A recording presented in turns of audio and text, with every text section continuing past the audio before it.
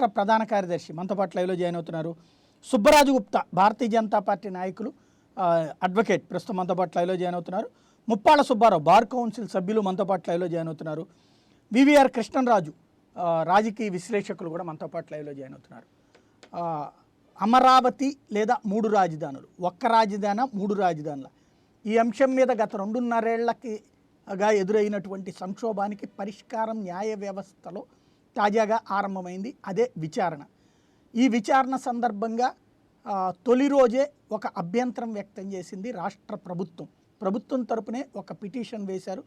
అందులో ఆ బెంచ్లో విచారిస్తున్నటువంటి బెంచ్లో ఉన్నటువంటి 2 న్యాయమూర్తులు, జస్టిస్ సత్యనారాయణమూర్తి గారు, జస్టిస్ సోమయాజులు గారు, అక్కడ 600 చొప్పున గజం కొన్నారు, 5,000 రూపాయల చొప్పున రాష్ట్ర ప్రభుత్వం అప్పట్లో ఇచ్చినటువంటి బెనిఫిట్ కింద.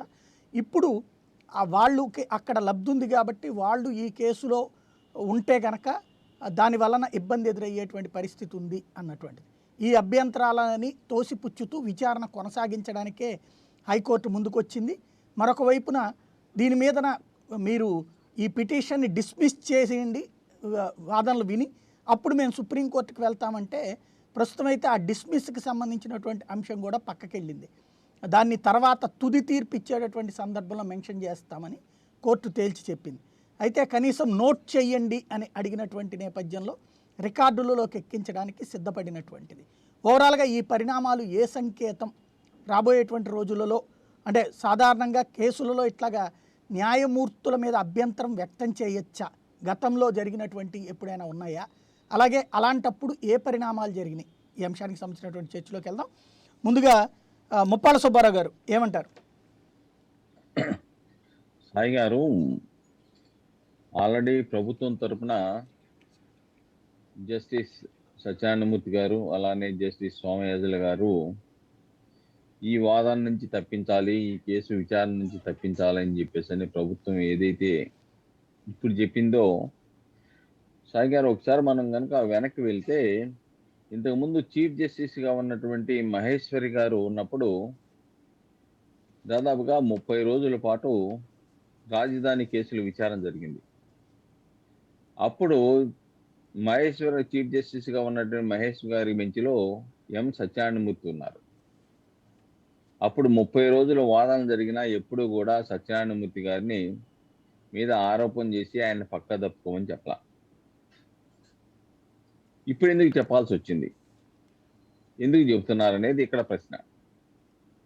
రెండోది, సోమయాజులు గారు 600 గజాల అమరావతిలో ఉండొచ్చుమే కానీ దానికి 100 రెట్ల ఆస్తి విశాఖపట్నంలో ఉందనే విషయాన్ని ఆయన విశాఖపట్నం స్థానికుడు అనే విషయాన్ని ఇక్కడ మర్చిపోకూడదు.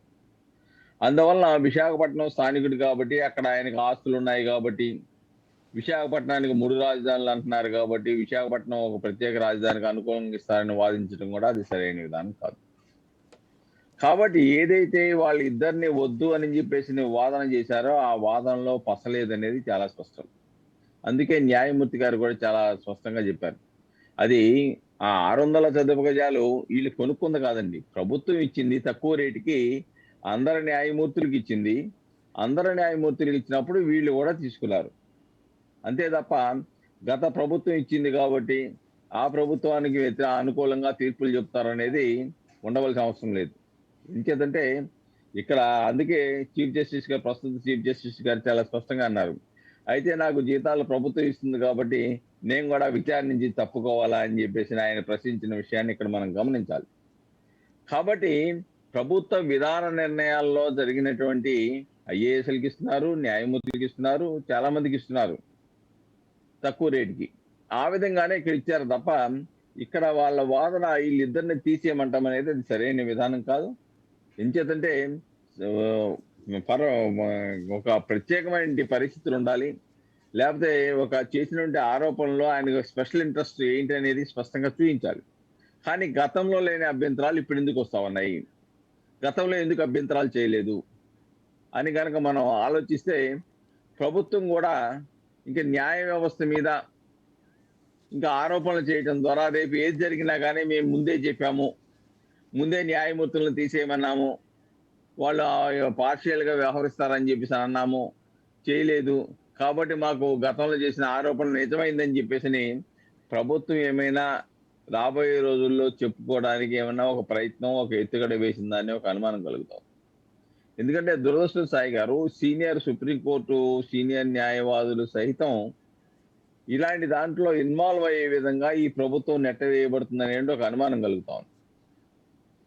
కాబట్టి ఏదేమైనప్పుడు కూడా నేను ఆన్లైన్ లో మొత్తం విచారణ మొత్తం కూడా చూశాను సాయి గారు, వర్చువల్ గా. చాలా న్యాయమూర్తి కూడా, సుప్రీంకోర్టు హైకోర్టు చీఫ్ జస్టిస్ కూడా చాలా సీరియస్ గా దీంట్లో స్పందించాడు. లేదు, ఈ పిటిషన్ నేను ఎలవ్ చేయనని చెప్పేసి తిరస్కరించాడు. కాబట్టి మీకు కావాలనుకుంటే మీరు సుప్రీంకోర్టుకు వెళ్ళి వేరే రాష్ట్ర హైకోర్టుకి బదిలీ చేయించుకోండి అని కూడా చెప్పాడు. కాబట్టి మీకేమైనా అనుమానాలు ఉంటే రైట్. ఈ కోర్టు నుంచి వేరే హైకోర్టుకి బదిలీ చేయించుకోండి, మీరు సుప్రీంకోర్టుకి వెళ్ళండి అని చెప్పేసి కూడా దాన్ని సీరియస్ గా తీసుకుని ఆయన చెప్పారు అని అంటే మనకి ఇక్కడ అర్థమవుతుంది సాయి గారు. రెండోది ఏమిటంటే రైట్. మళ్ళీ మీ దగ్గరికి వస్తానండి. దీంట్లో వాదనలో ఏమండి రైట్. దీంట్లో మళ్ళీ మీ వాదనలో దగ్గరికి వస్తాను, మిగతా వాళ్ళతో కూడా మాట్లాడి ఓకే మళ్ళీ మీ దగ్గరికి వస్తాను ఓకే. ఒకసారి. రైట్. శివశంకర్ గారు, మీరేమనుకుంటున్నారు? సాయి గారు గుడ్ మార్నింగ్ అండి. ప్యానెల్లో ఉన్న వాళ్ళందరికీ కూడా వెరీ గుడ్ మార్నింగ్. చాలా దురదృష్టకరం, ఎందుకంటే ఇద్దరు జడ్జిల్ని మార్చాలి అని ప్రభుత్వం అడగడం అన్నది న్యాయ చరిత్రలో చాలా దురదృష్టకరం. ఒకవేళ గతంలో వాళ్ళు జనరల్గా జడ్జిని మార్చాలి అనడానికి నాట్ టు బి హ్యారీడ్ అని వాళ్ళకి ఏమైనా వేరే వ్యాపార సంబంధాలు కానీ గతంలో ఏదైనా ఇది ఉండేటట్టయితే జనరల్గా అడ్వకేట్సే అక్రాస్ ది బెంచ్ మెన్షన్ చేస్తారు సాయి గారు, అది ఒక సంప్రదాయం. కానీ ఈ కేసు వాళ్ళిద్దరూ వినకూడదు అని దానికి రీజన్ ఏం చెప్పారు, ప్రభుత్వం దగ్గర వీళ్ళు భూమి చవకగా కొన్నారు అని చెప్పేసి.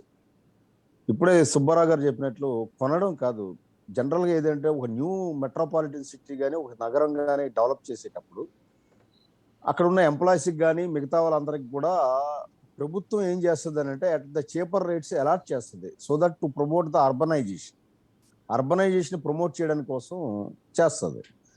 ఆ సందర్భంగా వచ్చింది. అంత మాత్రం వాళ్ళు వినకూడదా? అలాగే గతంలో సత్యనారాయణమూర్తి గారు విన్నారు కదా, ఇప్పుడు ఏమైంది అని అన్నారు సుబ్బారావు గారు. వాళ్ళకి తెలుసు, ఎందుకంటే సత్యనారాయణమూర్తి గారు ఎస్ఈసి మీద ఎప్పుడైతే జడ్జిమెంట్ ఇచ్చారో అప్పటి నుంచి ఆయన మీద దృష్టికోణం మారింది. అంటే వీళ్ళకి వ్యతిరేకంగా కానీ ఇబ్బందికరమైనటువంటి జడ్జిమెంట్స్ ఏ జడ్జి ఇవ్వకూడదు, న్యాయబద్ధంగా ఇవ్వకూడదు.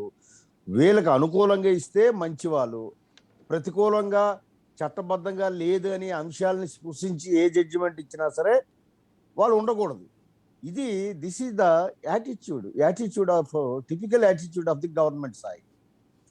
అందుకే సిజే గారు ఒక మాట అన్నారు, మరి నేను గవర్నమెంట్ నుంచి జీతం తీసుకుంటున్నాను కదా, మరి నేను వినకూడదు కదా అని అన్నారంటే అది ఎంత తీవ్రతని సూచిస్తుంది. ఇది ఒక రకంగా ఎమోషనల్ బ్లాక్మెయిలింగ్ అండి. జుడిషియరీని ఒక ఎమోషనల్గా బ్లాక్మెయిలింగ్ చేయడం, ముందు కాళ్ళకి బంధం వేయడం.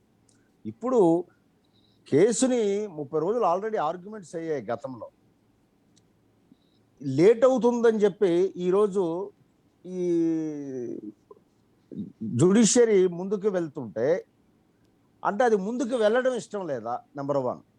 ఎందుకంటే మీరు దీని మీద ఆర్డర్ పాస్ చేయండి, మేము సుప్రీంకోర్టుకి వెళ్తామంటున్నారు. లీగల్ లిటిగేషన్ అంటే ముందు అంటే ఆయన సొంత కేసుల్లో ఏ రకమైన లిటిగేషన్లు పెడుతున్నారో, సో అదే విధంగా రాజధాని కేసుల్లో కూడా లిటిగేషన్ పెట్టి డిలే చేయాలనుకోవడం ఎందుకు? Let them finalise the issue. అప్పుడు ఎలాగా మీకు ఆప్షన్ ఉంది, సుప్రీంకోర్టుకి వెళ్ళొచ్చు. ఇదంతా ఏమిటి అని అంటే తను అనుకున్నట్టు జరగాలన్నటువంటి దుద్దతో చేస్తున్నటువంటి పని తప్ప దీనివల్ల ఆంధ్రప్రదేశ్కి కానీ మన ప్రజలకు కానీ ఏ రకమైన ఉపయోగం లేదు. ఒక ఈగో సాటిస్ఫాక్షన్ కోసమే చేస్తున్నట్టుగా అనిపిస్తుంది.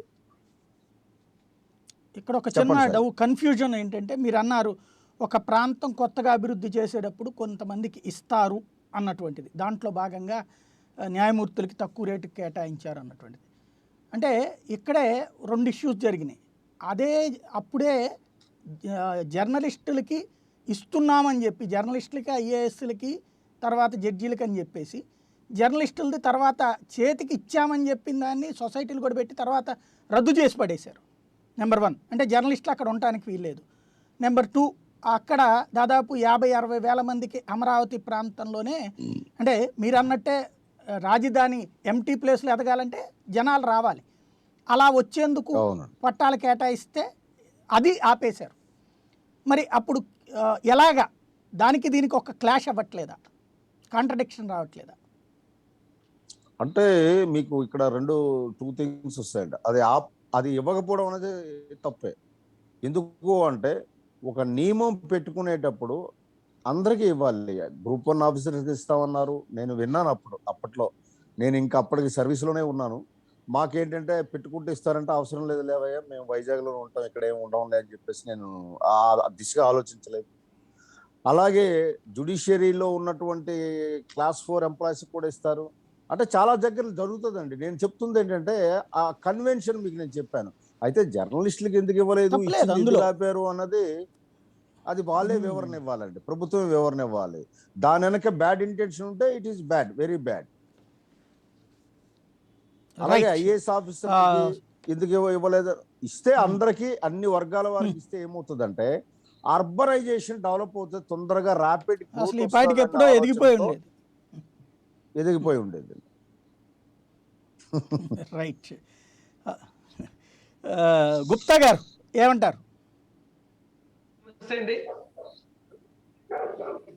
ఈ నిన్న జరిగిన ఆ ప్రభుత్వం ఏదైతే పిటిషన్ వేసిందో న్యాయమూర్తుల మీద మీరు పెక్యునరీ ఇంట్రెస్ట్ అంటే మీకు ఆర్థికపరమైన సంబంధాలు ఇంట్రెస్ట్ ఉంది కాబట్టి మీరు ఈ బెంచ్ నుంచి స్వచ్ఛందంగా తప్పుకోండి, లేదంటే సిజే గారు మీరు వాళ్ళని తీసేయండి, వేరే బెంచ్ని కాన్స్టిట్యూట్ చేయండి అనేది ఇది బరితెగింపుడుకు నిదర్శనం అండి. It is pulling out all the stops. ఒక న్యాయమూర్తి ఒక చోట ఒక స్థలం తీసుకోవడమో లేకపోతే ప్రభుత్వం అలాట్ చేయడమో తక్కువ అలాట్ చేయడమో అనేది would it amount to pecuniary interest అనేది ఒక పెద్ద సబ్జెక్ట్. అలాగైతే కానీ అసలు ఏ ముఖ్యమంత్రి, ఏ కేబినెట్ మినిస్టరు, ఏ ఐఏఎస్ ఆఫీసర్, ఏ ఐపీఎస్ ఆఫీసర్, అడ్మినిస్ట్రేషన్ లో ఉండే ఏ వ్యక్తులు కూడా అందరికీ పెక్యునరీ ఇంట్రెస్ట్ ఉంటారు. న్యాయ వ్యవస్థ సున్నితంగా ఉంది, పరిస్థితి ఉంది అనే దాన్ని అడ్వాంటేజ్ తీసుకొని ఏం పడితే ఆ పిటిషన్లు వేయడము, వాళ్ళని ఎంబరాసింగ్ గా గురి చేయడము, అసలు విషయాన్ని పక్క తప్పించి సెన్సేషనలైజ్ చేయడము, ఇది బయట వ్యక్తులు ఎవరైనా కుట్రపూరితంగా చేయొచ్చు, కానీ ప్రభుత్వాన్ని రిప్రజెంట్ చేస్తూ చేయడం అనేది ఇది ఇట్స్ ఏ సైన్ ఆఫ్ బరితెగింపుడే. సిజే గారు కానీ పక్కన కూర్చున్న బెంచ్ జడ్జెస్ కానీ ఎంత సహనము, ఎంత ఓపిక, ఎంత అవసరం ఉంటారు. అసలు విషయము మూడు రాజధానుల వ్యవస్థ కరెక్టా కాదా, 2, తర్వాత సిఆర్డిఏ రద్దు కరెక్టా కాదా, 3, అసలు గతంలో ఉండే వ్యవస్థ నుంచి ఇట్లా సమూలమైన మార్పులు చేయొచ్చా, ఈ విషయం మీద ఇంటెలెక్చువల్ డిబేట్ జరగాల. ఇది రాష్ట్రానికి ప్రజలకు మేలవుతుందా లేదా చూడాలా, దేశానికి ఏమన్నా ఇబ్బంది అవుతుందో చూడాలా, అడవులకు ఎన్విరాన్మెంట్ కి ఇబ్బంది అవుతుందో చూడాలా. ఈ విషయాలని పక్క తప్పించేసి మొత్తం everything is sensationalise, everything is ప్రతి చోట మైలేజ్ కావాలా. ఇలాంటి దురదృష్టకరమైన సంఘటన జరిగింది ఒకటి హైకోర్టులో. కానీ ఇది ఎటువంటి పరిస్థితుల్లోనూ హైకోర్టు బెంచ్ తీసుకున్న stand 100% correct. It is going ahead with what they are expected to do. అంటే ఇది డైలటరీ టాక్టిక్స్, ఎప్పటికప్పుడు ఏ విషయాన్ని తెంచకుండా చేయడము. రెండోది, నేను ఒక అభియోగం మోపుతున్నానండి, సిస్టమేటిక్ గా రాజ్యాంగ వ్యవస్థను నిర్వీర్యపరచడంలో ఇది ఒక అంతర్భాగం. అది తెలిసి చేస్తున్నారా తెలియక చేస్తున్నారా అనేది మనకు అది కుట్రపూరితంగా జరుగుతున్నాయి అని చెప్పాలి. ఎందుకంటే ఇంత పెద్ద స్థాయిలో ఇన్ని రోజులు విన్న తర్వాత ఒక బెంచ్ని ఈ రకంగా బాధ్యతాయుతంగా ఏది పడితే అది అక్యూజ్ చేయడం అనేది ఇది పరాకాష్ట, బాధ్యతాయుతం. సో అసలు విషయము, అసలు వీళ్ళు స్టాండ్ ఏమి, ఎంతసేపు ఈ టెక్నికాలిటీస్ కి టైం గడిపేస్తారా, సబ్స్టాన్షియల్ జస్టిస్ ఏమైనా జరుగుతారా? నాకు ఒక చిన్న కన్ఫ్యూజన్ అండి. చెప్పండి. గతంలో మనం చూసాం, అంటే ఈ మధ్య కాలంలోనే సుప్రీంకోర్టులో బెంచీలలో వాస్తవంగా అక్కడైతే ఎవరితో వీళ్ళతో నాకు పరిచయం ఉంది కాబట్టి నేను ఈ బెంచ్లో నుండి తప్పుకుంటున్నాను, లేదంటే కనుక ఆ కంపెనీ తరపున గతంలో నేను వాదించాను కాబట్టి నేను తప్పుకుంటున్నాను, లేదా న్యాయవాదే మీరు ఇంతకుముందు ఆ కంపెనీలో ఉద్యోగం ఆ కంపెనీ తరపున రిప్రజెంట్ చేశారు కాబట్టి అని చెప్పగానే తప్పుకోవడం లాంటివి జరిగినాయి. అక్కడ మీరు అక్కడ ప్రయోజనం పొందారు కాబట్టి అంటే ఒక్క మాట అలా అవి దానికి దీనికి పొంతనుండదా? వాళ్ళు ఎందుకు తప్పుకున్నట్టు ఇక్కడ ఇది అడగడంలో ఉన్నటువంటి లోపం ఏంటి? ఈ రెండింటి మధ్యన ఉన్న తేడా ఏంటి? రెండు విషయాలు దీంట్లో గమనించాలండి. వ్యక్తిగతమైన ఇంట్రెస్ట్ అంటే నేను షేర్ హోల్డర్ అనుకోండి. నేను ఇప్పుడు రిలయన్స్ లో లేటెస్ట్ గా ఒక జడ్జి గారు సుప్రీంకోర్టు గారు జడ్జి గారు తప్పుతున్నారు. ఆ విధంగా కొన్ని విషయాల్లో వాళ్ళ వ్యక్తిగతమైన business interest, their involvement is apparent, open, clear. బిజినెస్సే కదా, షేర్లు ఉన్నందుకు. షేర్లు ప్రతి ఒక్కళ్ళకు ఉంటాయి. షేర్లు అనేది అంబానీ డైరెక్ట్ గా చేతికి ఇవ్వడు, కానీ అందులో షేర్లు నావి ఉన్నాయి కాబట్టి అనినే పక్కకి తప్పుకున్నారు. అంటే షేర్లు నేను కొన్నాను కాబట్టి అనేటువంటిది సబ్స్టాన్షియల్ పర్సెంటేజ్, అంటే ఏదో 100 షేర్లు 200 షేర్లు కాకుండా సబ్స్టాన్షియల్ ఇంట్రెస్ట్ నాకుందనే విషయం. అదేనండి, సబ్స్టాన్షియల్ అంటే అందులో అంబానీ దగ్గర వాటా అంతా ఉన్నట్టు కాదు కదా, ఎక్కువ షేర్లు కొనుక్కున్నారు ఆయనకి దానివల్ల ఫీలింగ్. ఇది బెంచ్ అంటే నేను రెక్యూజ్ అవుతున్నా అని సీజే చెప్పడము సీజే గారు ఇష్టం అండి. నేను అదే అందులో తప్పేం లేదు, అందులో తప్పంటలేదు. సీజే గారికి అధికారం ఉంటుంది, న్యాయమూర్తి గారికి అధికారం ఉంటుంది. వాళ్ళ అధికారాల వ్యవహారంలో జోక్యం చేసుకునే అధికారం మనకి ఎవరికి లేదు, బాధ్యతగా అంగీకరించి తీరాల్సిందే. కాకపోతే నేను అనేది వాళ్ళు ఎందుకు తప్పుకున్నట్టు అని అడుగుతున్నా.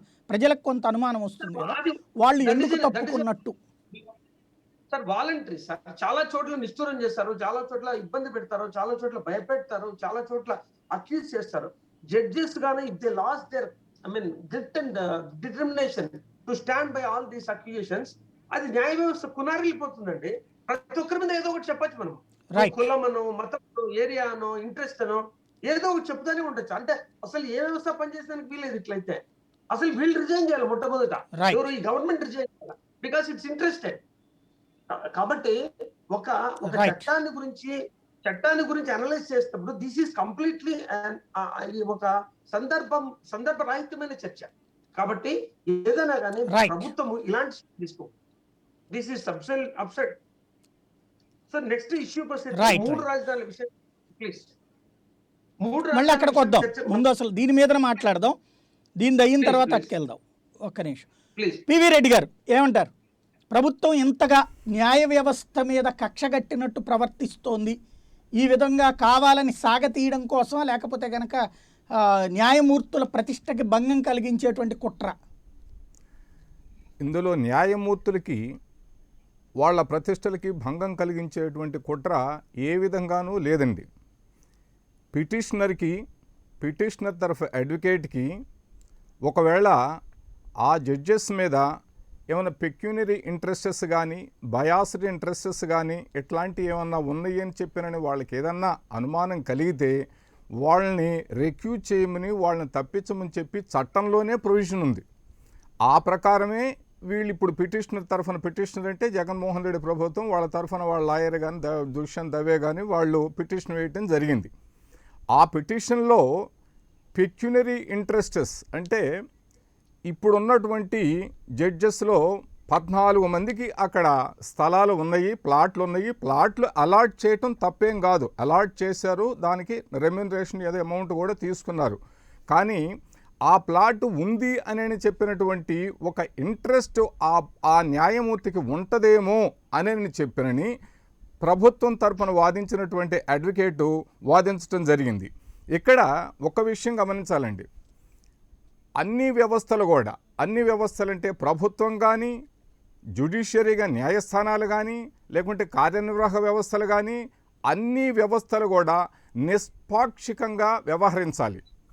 ఈ నిష్పాక్షికంగా వ్యవహరించే విధానంలో ఈ ప్రభుత్వం కానీ, లేకుంటే కార్యనిర్వాహకం, లేకపోతే లెజిస్లేచర్ వీటిని అట్లా పక్కన పెడితే, ముఖ్యంగా జ్యుడిషియరీ నిష్పాక్షికంగా వ్యవహరిస్తున్నాను అని సామాన్య జనులకు కూడా చెప్పుకునే విధంగా, సామాన్య జనులు కూడా మాట్లాడుకునే విధంగా ఉండాల్సిన అవసరం ఎంతైనా ఉంది. ఇట్లాంటి ఏదైనా సస్పిషన్ కానీ, లేకుంటే అనుమానం కానీ, లేకుంటే ఏదన్నా విషయం జరిగినట్టు కానీ ఒక పిటిషనర్ కానీ, పిటిషన్ తరఫు అడ్వకేట్కి కానీ అలాంటి అనుమానం ఏదన్నా వస్తే, అలాంటి అలిగేషన్ ఏదన్నా చేసినప్పుడు జనరల్గా ఆ న్యాయమూర్తులు స్వచ్ఛందంగానే తప్పుకుంటుంటారు. ఇక్కడ వాళ్ళని తప్పించాలి అనేటువంటి రూల్ ఏమి లేదు, దీనికి హార్డ్ అండ్ ఫాస్ట్ రూల్స్ ఏం లేవు.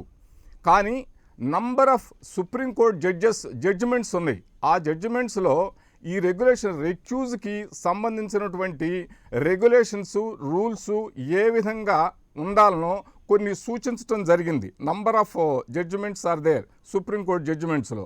అందులో ముఖ్యంగా పర్సనల్ ఇంట్రెస్ట్ ఇన్వాల్వ్ అయ్యి ఉంటే రెక్యూజ్కి అడగొచ్చు, నంబర్ 1.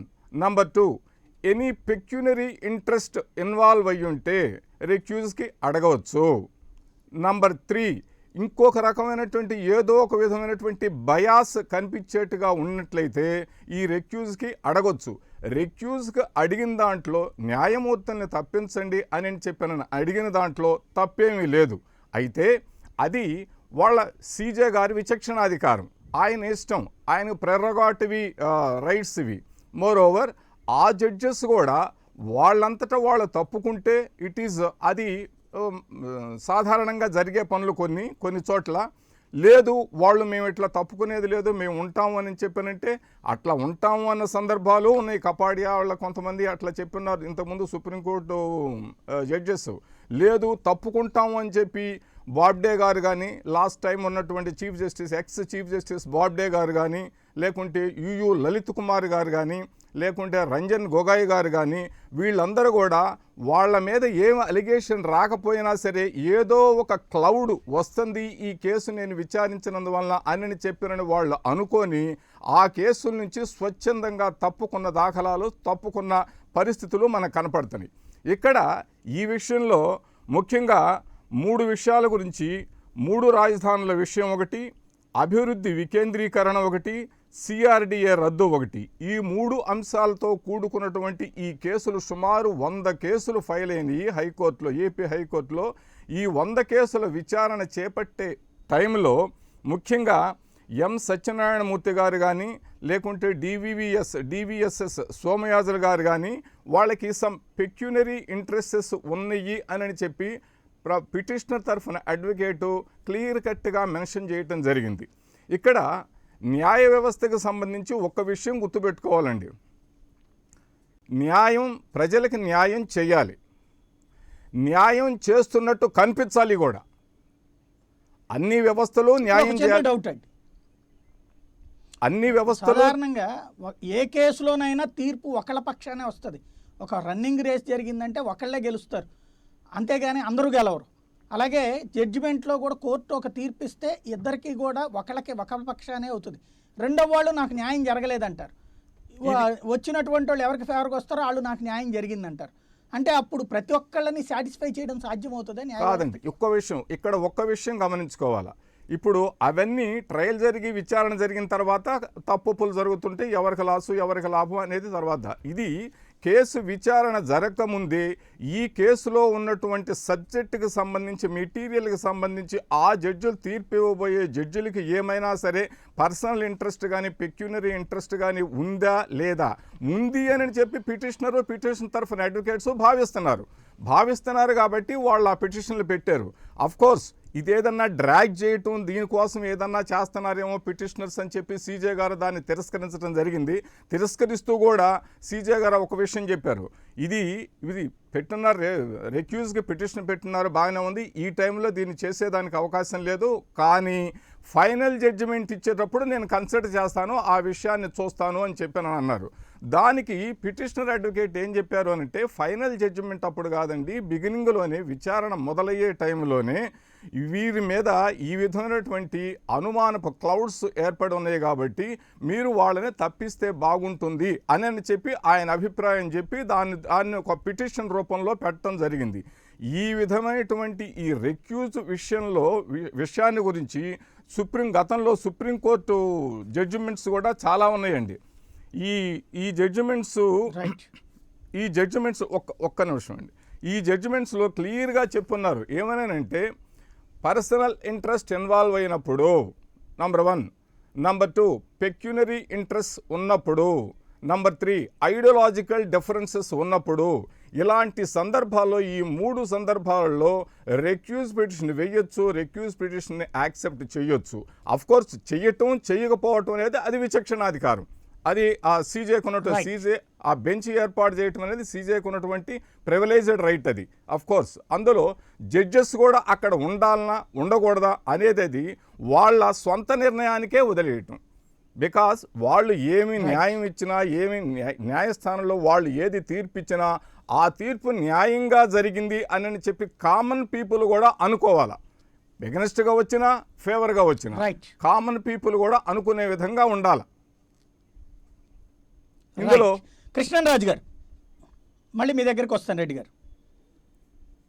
సాయి గారు, ఇప్పుడు ఒక పిటిషనర్ తనకు ఆ బెంచ్ లో పలానా జడ్జి కావాలి, పలానా జడ్జి వద్దు అని కోరటానికి నిజానికి ఎటువంటి నిబంధనలు లేవండి. అంటే ఇటువంటి వాటికి సంబంధించి చట్టపరంగా ఎటువంటి నిబంధనలు లేవు. దీన్ని మనం గమనించాలి. ఇదంతా ఏంటంటే ది మెర్సీ ఆఫ్ ఆ జడ్జెస్ కానీ చీఫ్ జస్టిస్ కానీ వారి తీసుకున్న నిర్ణయాన్ని బట్టి ఉంటుంది. అక్కడ మనం రిక్వెస్ట్ చేయొచ్చు. అయితే ఆ రిక్వెస్ట్ అనేది హక్కు కాదు, ఒక నిబంధన ప్రకారం చేసేది కూడా కాదు. ఫస్ట్ దాన్ని మనం గమనించాలండి. అయితే దీనికి సంబంధించి ప్రధానంగా నైతికతకు సంబంధించిన అంశంగా దీనిని బ్రిటిష్ న్యాయ విభాగం, అమెరికా న్యాయ శాస్త్రాల్లో కూడా పేర్కొన్నారండి. అంటే చాలా వరకు ఏంటంటే మన నిబంధనలు లేకపోతే న్యాయశాస్త్రం సంబంధించిన అన్నింటిలో చాలా విషయాల్లో మనం వాటిని అనుసరించాం. అట్లా అనుసరించిన వాటిలో వాళ్ళు చెప్పిన 2 అంశాలు మనం దీనికి చెప్దామండి. ఒకటి ఏంటంటే the assigned judge has some financial interest in the outcome of the case. రెండోదండి, the assigned judge is related in some way to one of the parties. అంటే ఫస్ట్ అంశం ఏం చెప్తున్నారంటే వాళ్ళు ఏమన్నా ఆర్థిక పరమైన లావాదేవీలు ప్రయోజనాలు ఆ జడ్జికి ఉంటే ఆ కేసుకు సంబంధించి ఆయనని పక్కకి వెళ్ళమని చెప్పి కోరితే బాగుంటుంది అని ఒకటండి. రెండోది, the assigned judge is related to ఆ కేసుకు ఆ వివాదానికి సంబంధించిన అంశంలో ఈ జడ్జికి కూడా పార్టీ గతంలో కూడా పార్టీ ఉండొచ్చు, లేదా ఎప్పుడైనా పార్టీ ఉండొచ్చు అనేది కూడా అనే అంశం ఉంటే అప్పుడు కూడా మనం కోరవచ్చు అనేది. అంటే ఇదంతా కూడా రైట్ కాదండి. ఇది పిటిషనర్ రైట్ ఏం కాదు. అయితే ఇక్కడ మనకి నిన్న జరిగిన ఆర్గ్యుమెంట్స్ కావచ్చు, లేకపోతే ఇటీవల పరిణామాలు కావచ్చు, మనం ఒకసారి పరిశీలిస్తే అమరావతిలో మీకు తెలిసిందే ఈ జగన్మోహన్ రెడ్డి గారు, మన చంద్రబాబు నాయుడు గారి ప్రభుత్వం అఖిల భారత సర్వీసులకు చెందిన వారికి దాదాపు 238 ఎకరాలు తక్కువ రేటుకు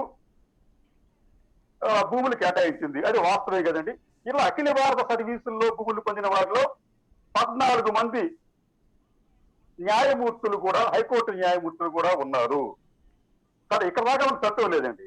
అంటే మనం జల్లగా ఉన్నట్టు అందరికి ఇస్తున్నట్టే మాకు వీళ్ళు కూడా ఇస్తున్నట్టు సత్యం ఉందని చెప్పి ఒక భావన ఉంది. ఇది అందరికీ ఇవ్వలేదండి. అప్పుడు ఇప్పుడు కూడా ఆ ప్రభుత్వం ఈ ప్రభుత్వం కూడా అందరికీ ఇట్లా ఉదారంగా ఇవ్వలేదు. కేవలం ఒక అఖిల భారత సర్వీసుల వారికి మాత్రమే అత్యంత తక్కువ రేటుకి ఇచ్చింది. అత్యంత తక్కువ రేటు అంటే వారికి ఇచ్చిన రేటు గజానికి 5,000 రూపాయలు చొప్పున జరగట్టారండి. కానీ ఆ రోజున మార్కెట్ వాల్యూ అంటే వీరికి న్యాయమూర్తులకి అక్కడ అమరావతి ప్రాంతంలో భూములు ఇచ్చిన సమయానికి అక్కడ 20 నుంచి 25,000 వరకు గజం ఉంది, తక్కువ. అలాగే మీకు రిజిస్ట్రేషన్ వాల్యూ 10,000కు పైగానే ఉంది. అంటే మీకు మార్కెట్ వాల్యూ చూసుకున్నా, రిజిస్ట్రేషన్ వాల్యూ చూసుకున్నా అక్కడి ధర కన్నా చాలా చాలా తక్కువకే ఈ రాష్ట్ర ప్రభుత్వం జడ్జెస్ కి, ఇతర IAS IPS అధికారులకి భూమి ఇచ్చింది. ఇది ఖచ్చితంగా వారికి ఫేవర్ చేయటమే. ఫేవర్ అని చెప్పి ఎందుకంటున్నామంటే మిగతా అన్ని వర్గాల వారికి ఇటువంటి ఇస్తుంటే ఇక్కడ ఇబ్బంది ఉండేది కదండి. రెండోది ఏంటంటే ఇదే భూమిని తీసుకెళ్లి వేరే చోట ఇచ్చుంటే, అంటే రాజధానితో సంబంధం లేకుండా అంటే వివాదం లేని ప్రాంతంలో ఇచ్చి ఉండుంటే పెద్ద సమస్యగా ఇది ఉత్పన్నం అయి ఉండేది కాదు. కానీ ఇది రాజధాని ప్రాంతం ఒక వివాదంగా మారింది. జడ్జెస్ కి తక్కువ రేటుకి ఇచ్చారనే భావన సర్వత్రా ఉంది. మూడోది, ఇదే ప్రభుత్వం, ఒక నిమిషం సార్,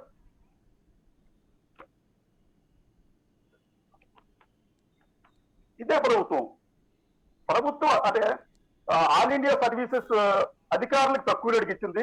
కానీ కేంద్ర ప్రభుత్వ సంస్థలకు ఇచ్చినప్పుడు రేట్లు చాలా ఎక్కువ పెట్టింది మళ్ళీ. అంటే ఎకరం 20 కోట్లు 30 కోట్లు 40 కోట్లు వాళ్ళు చిత్తానుసారం పెట్టారు అక్కడ. అంటే మీరు ఉద్యోగులకి తక్కువగా ఇచ్చినప్పుడు, అంటే అధికారులు తక్కువగా ఇచ్చినప్పుడు కేంద్ర ప్రభుత్వ సంస్థలకు తక్కువగా ఇచ్చుంటే బాగుండేదేమో అనే భావన ఆ రోజు కనిపించిందండి.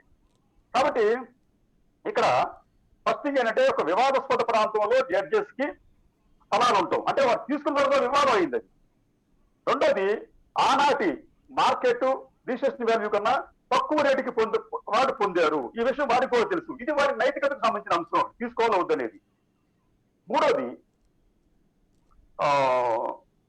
బాధితులండి. ఇప్పుడు ఎందుకంటే ఇది ఒక వ్యాపార లావాదేవీగా మారిందండి. ఇది అమరావతి ప్రాంతంలో ల్యాండ్స్ అలాట్ చేసిన తర్వాత ఈ జడ్జెస్ కావచ్చు, అఖిల భారత సర్వీసు అధికారులకు కావచ్చు, వారికి ఇచ్చిన సమయానికన్నా ఇచ్చిన రేటు కన్నా కూడా ఆ రోజు ఎక్కువ రేటు ఉంది. ఆ తర్వాత బాగా పెరిగిందండి. ఇది ఒక దశలో మీ గజం 30,000 ఆ రేంజ్ కూడా వెళ్ళిన సందర్భం ఉంది. అప్పుడు ఈ వర్గాలన్నీ కూడా లబ్ధి పొందినాయి. ఆ తర్వాత కొత్త ప్రభుత్వం వచ్చిన తర్వాత తన నిర్ణయం మార్చుకోవడంతో ఆ రేట్లు దారుణంగా పడిపోయినాయి. ఈ రోజు ఎవరు అమ్ముతామన్నా కొనలేని పరిస్థితి ఏర్పడింది. అంటే ఈ వర్గాలు, అంటే ఈ లబ్ధి పొందిన వర్గాలు ఒక దశలో బాగా లాభం పొంది ఇప్పుడు మనం నష్టపోయే పరిస్థితిలో ఉన్నాయి. అంటే ఇప్పుడు ఈ జడ్జెస్ కూడా లాభం పొందారు, నష్టపోయారు. కాబట్టి వారికి ఖచ్చితంగా వారి మనోగతం మీద కావచ్చు, లేదా ఆర్థిక వ్యవహారాల మీద కావచ్చు, ఇతర అంశాల మీద కావచ్చు, ఈ ధరల ప్రభావం అనేది కూడా వారి మీద పడితే పడవచ్చు. ఈ నేపథ్యంలో అల్టిమేట్ గా ఏంటంటే ఈ జడ్జెస్ వారు ఈ మోరల్ కి లేదా మొరాలిటీకి సంబంధించి, నైతికతకు సంబంధించి వారందరూ వారు ఒక నిర్ణయం తీసుకొని ఒక క్లారిటీ ఇస్తే బాగుంటుంది. ప్రభుత్వం అంటే తత్వం లేదండి. ఇప్పుడు న్యాయవాదులు అనేక అంశాలు అడుగుతూ ఉంటారు. దీనికంటే దీనికి సంబంధించిన ఎటువంటి మీకు చట్టాలు లేవు, మీకు నిబంధనలు లేవు, జస్ట్ నియమాలు కూడా ఉన్నాయి. నియమాలు కూడా అది అలిఖితమైన నియమాలే తప్ప లిఖితమైన నియమాలు లేవు. ఇదేంటంటే దీనికి సంబంధించి ఆ జడ్జెసే దీనికి సంబంధించి ఒక నిర్ణయం తీసుకునే అధికారం ఉంటుంది. రైట్. సుబ్బారావు గారు, ఇప్పుడు నెక్స్ట్ వాస్తవంగా అయితే కనుక దీంట్లో సుప్రీంకోర్టుకి మేము వెళ్తాం అన్నటువంటిది కదా ప్రభుత్వం తరపు నుంచి దవే గారు చెప్పినటువంటి వాదన. అందులో నోట్ చేయమన్నారు కదా, ఓన్లీ ఆ నోట్ చేసిన దాని మీద కోర్టుకు వెళ్ళడానికి వీలుంటుందా? ఒకటండి, వాళ్ళు వేసినటువంటి పిటిషన్ని చీఫ్ జస్టిస్ గారు తిరస్కరిస్తూ అనేక కామెంట్లు చేశారు. ఇందాక మాట్లాడుకున్నట్టుగా ఒకవేళ ఆ పిటిషన్ తిరస్కరిస్తే దాని మీద వెళ్ళొచ్చు, వెళ్ళే అవకాశం ఉంది. రెండోది ఏంటంటే సిజే దవే గారు కూడా ఏం చెప్పారంటే ఇమీడియట్ గా డిస్మిస్ చేస్తే దాని మీద వెళ్తామన్నారు. డిస్మిస్ చేయలేదు కదా, ప్రస్తుతానికి దాన్ని పక్కన పెట్టేశారు. అప్పుడు వెళ్ళడానికి ఉండే అవకాశం పోతుంది కదా. అప్పుడు వెళ్ళడానికి ఇంకేదన్నా వేరే ఛాన్స్ ఉందా? ఏం ఛాన్స్ లేదు. ఎందుకంటే దాన్ని వాళ్ళు వేసిన పిటిషన్ తిరస్కరిస్తే దాని మీద సుప్రీంకోర్టును ఆశ్రయించవచ్చు. కానీ దవే గారు కూడా చివరికి అన్నారండి, దాన్ని రికార్డులో నమోదు చేయండి అని చెప్పేసి అన్నారు. దాన్ని డిస్మిస్ చేయమని తర్వాత దాన్ని రికార్డులో కూడా నమోదు చేయమని చెప్పేసి దవే గారు కూడా న్యాయస్థానాన్ని కోరారు. దాన్ని ఆల్రెడీ రికార్డులను ఉంచారు.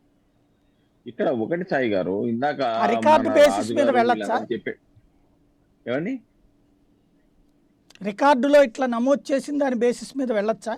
ఇట్లా మేము చెప్తున్నా వెంటలేదు అన్నటువంటి పాయింట్ తో వెళ్ళటానికి లేదండి, వెళ్ళటానికి లేదు. ఇంకోటి లేదా వేరేగా ఒక పిటిషన్ వేయొచ్చా? ఇట్లాగ మేము కింద అభ్యంతరాలు వ్యక్తం చేస్తున్నా కూడా ఇట్లా జరిగిందని వెళ్ళడానికి అవకాశం ఉంటుందా? అబ్జెక్షన్ చేసుకోవచ్చు అండి, సుప్రీంకోర్టులో వేసుకోవడానికి అవకాశం ఉంది. ఆ అవకాశం అయితే వాళ్ళకి ఉంది.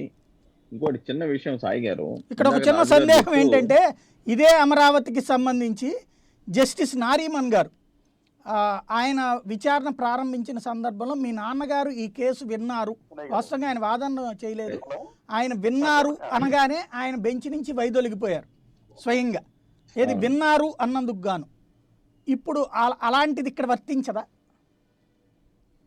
ఒకటి సాయి గారు, ఇందాక మా ప్యానలిస్టులు మాట్లాడేటప్పుడు చాలా స్పష్టంగా చెప్పారు. ఆల్ ఇండియా దీంట్లో దాదాపుగా 14 మంది జడ్జెస్ కూడా ప్లాట్లు ఇచ్చారనే విషయం స్పష్టంగా చెప్పారు. ఇక్కడ గత ప్రభుత్వం పాలసీలో భాగంగా ఇచ్చిందనే విషయాన్ని ఇక్కడ మనం గుర్తుపెట్టుకోవాలి. అదేవిధంగా ఆల్ ఇండియా సర్వీస్ వాళ్ళకి కూడా ఇచ్చారు. కాబట్టి ఆల్ ఇండియా సర్వీస్ వాళ్ళు కూడా మీరు తీసుకునే నిర్ణయాలు ఆనాటి ప్రభుత్వానికి అనుకూలంగా ఉంటాయి కాబట్టి మీరు విధుల్లో పాల్గొకూడదంటే అడ్మినిస్ట్రేషన్ ఎక్కడికి పోద్దండి? ఇక్కడ అది కాదండి. గతంలో కూడా మీరు ప్రీవియస్ కూడా చూడాలి సాయి గారు. గతంలో ఎన్వి రమణ గారి మీద ఆరోపణలు చేస్తూ ఈ రాష్ట్ర ముఖ్యమంత్రి ప్రస్తావించినప్పుడు అప్పుడు కూడా సత్యనారాయణమూర్తి గారి పేరు, సోమయాజుల గారి పేరు దాంట్లో ప్రస్తావించిన విషయాన్ని కూడా మనం గుర్తుంచుకోవాలి. ఇక్కడ రాష్ట్ర ప్రభుత్వం వాళ్ళకు అనుకూలంగా రాలేదనే దురుద్దేశంతో వాళ్ళ మెదడులో తెలుస్తూ ఉంది. దాని నుంచి కూడా ఈ యొక్క అంశం వచ్చిందనే విషయాన్ని మనం ఇక్కడ పరిగణలోకి తీసుకోవాలి.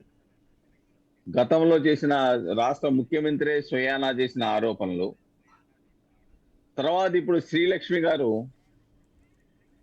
ఆమె హోదాలో ఈ రోజున ఈ పిటిషన్ లో వీళ్ళిద్దరిని వైతొలగమని పక్క విచారణలో లేకుండా చేయమని వేసిన పిటిషన్లు, ఇవన్నీ కూడా గతంలో జరిగిన సంఘటనల నుంచి మనం దీన్ని ఇక్కడ పరిగణించాలి. కాబట్టి ఇక్కడ వ్యక్తిగతంగా తమకు అనుకూలంగా తీర్పులు రావటం లేదనేటువంటి ఆలోచన నుంచి న్యాయమూర్తుల మీద ఈ ఆరోపణలు చేస్తున్నారనే విషయాన్ని మీరు చెప్పే విశ్లేషణకి ఎలాంటి అభ్యంతరం లేదు. నేను అనే పాయింట్ ఏంటంటే వాట్ నెక్స్ట్. ఇప్పుడు మామూలుగా కొంతమంది న్యాయమూర్తులు ఇందాక చెప్పినట్టుగా తనకి షేర్లు ఉన్నాయి అన్న కారణంగా ఒక న్యాయమూర్తి వైదొలిగారు, లేదంటే కనుక అభ్యంతరం వ్యక్తం చేసినప్పుడు వైదొలిగారు. ఈవెన్ లావు నాగేశ్వరరావు గారు, మన తెలుగువారైనటువంటి లావు నాగేశ్వరరావు గారు కూడా ఆ మధ్యన సుజనా కేసులో అనుకుంటా వైదొలిగినటువంటి పరిచయం ఉంది అన్నటువంటిది.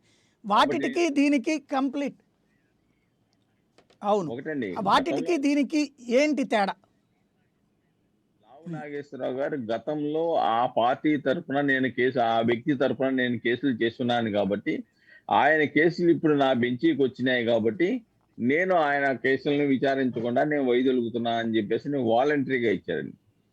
కాకపోతే అక్కడ క్లియర్గా ఇంట్రెస్ట్ కనపడుతుంది, ఎవరిని ఆరోపణ చేయడానికి అవకాశం ఉందని చెప్పేసి. దీంట్లో ఇది సపరేట్ గా వీళ్ళిద్దరికే ఇవ్వాల, లేకపోతే 600 నారీమన్ గారికి అయితే ఏ ఇంట్రెస్ట్ లేదు కదా. జస్టిస్ నారీమన్ గారు ఆ రోజున వాళ్ళ ఫాదర్ జస్ట్ విన్నారు ఆర్గ్యుమెంట్, ఏది వాళ్ళ ఫాదరు ఆర్గ్యుమెంట్లలో పార్టిసిపేట్ చేశారు, ఆయన వాదించాల, విన్నారు. ఇప్పుడు మీరు కూడా ఇప్పుడు ఇందాక చెప్పినట్టు మీరు కూడా విన్నారు కదా, విన్నారు అన్నటువంటి ప్రాతిపదికన పక్కకి తప్పుకోవడం అనేది జరిగింది. వాళ్ళ ఫాదర్ విన్నందుకు, ఆయన వినడం కూడా కాదు. దానికి దీనికి ఏంటి తేడా అంటే ఇది జస్ట్ ఎథికలేనా? ఇప్పుడు ఒకటి తప్పించి రూల్ ఉండదా? అక్కడ ఆ ఒక్క న్యాయమూర్తికి సంబంధించింది. నిజంగా వీళ్ళు చెప్పిన ఆరోపణలతో కనుక రంజన్ గొగోయ్ గారిది, లలిత్ గారిది ఇందాక చెప్పింది అదే కదా, బాజ్వా గారు కానీ ఇట్లాంటి వాళ్ళు వాళ్ళకి ఇంట్రెస్ట్ లేకపోయినా అభ్యంతరం వ్యక్తం చేసినప్పుడు పక్కకి వెళ్ళిపోయింది కదా.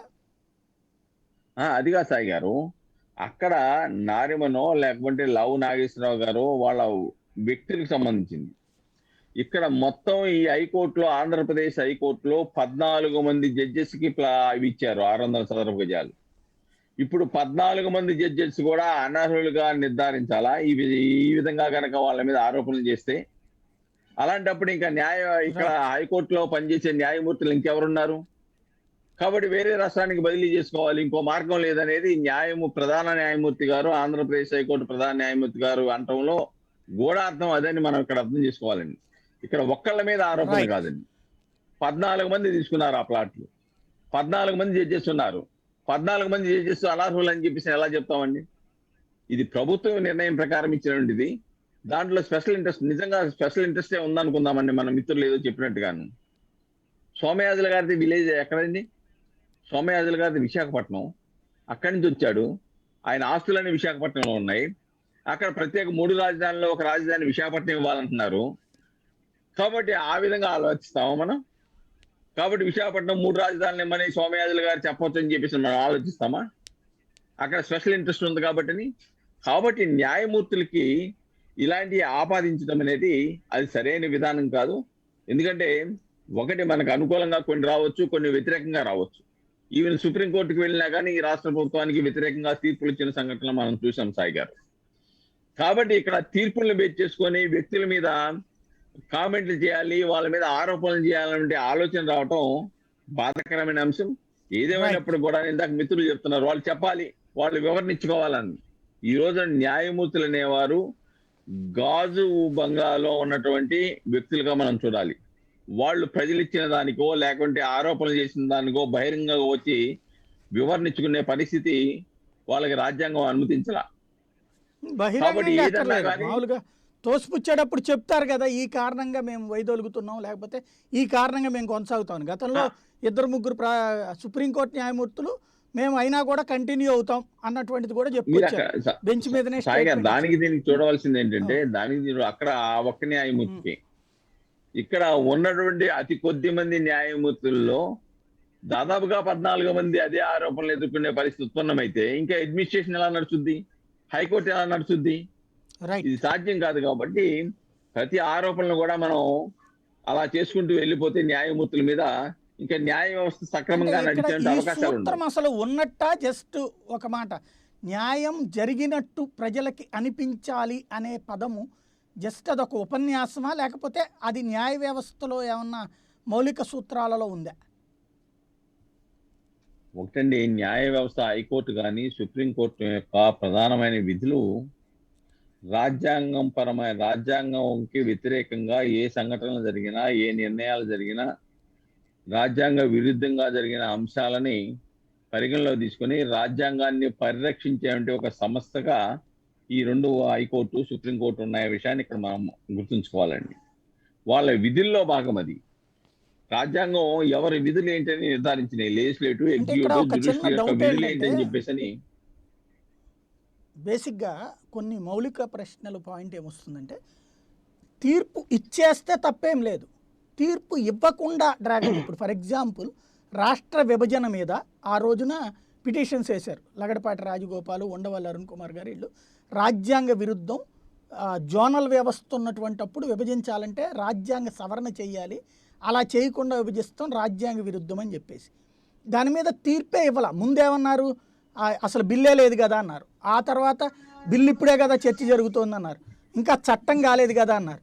ఈలోపు విభజన అయిపోయింది, అన్నీ అయిపోయింది. ఈ రోజు వరకు అది కరెక్టా కాదా తోసిపుచ్చడమో కొట్టేయడమో జరగలేదు.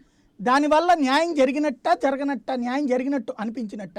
ఇప్పుడు దీంట్లోనైనా సరే కొట్టేశారనుకోండి, ఇదిగో ఇట్లాంటి 14 మందికి ఇచ్చారు, ఇది ఒక రొటీన్ ప్రొసీజరు, అనవసరంగా దీన్ని వివాదం చెయ్యొద్దు, ఇట్లా తప్పుడు ప్రచారం చేసినందుకు దీన్ని తోసిపుచ్చుతున్నాం, ఇది న్యాయమూర్తులకి ఆపాదించడమని కొట్టిపడేశారనుకోండి, సుప్రీంకోర్టుకి వెళ్ళడానికి అవకాశం ఉంది. అక్కడ అవకాశం కోల్పోతున్నట్టు, అంటే న్యాచురల్ జస్టిస్ జరిగినట్ట. సాయి గారు, మీరు పునర్విభజన చట్టం గురించి చెప్పారు. ఆ రోజు నేను రాష్ట్ర లాయర్స్ జాయింట్ కన్వీనర్గా ఉన్నాను. నేను మొట్టమొదటిసారిగా నేనే వేసా పిటిషన్ సుప్రీంకోర్టులో. వేసినప్పుడు దాన్ని ప్రిమెచ్యూర్ అని చెప్పి తీశారు. తర్వాత మళ్ళా పిటిషన్ నేనే దాఖలు చేశాను.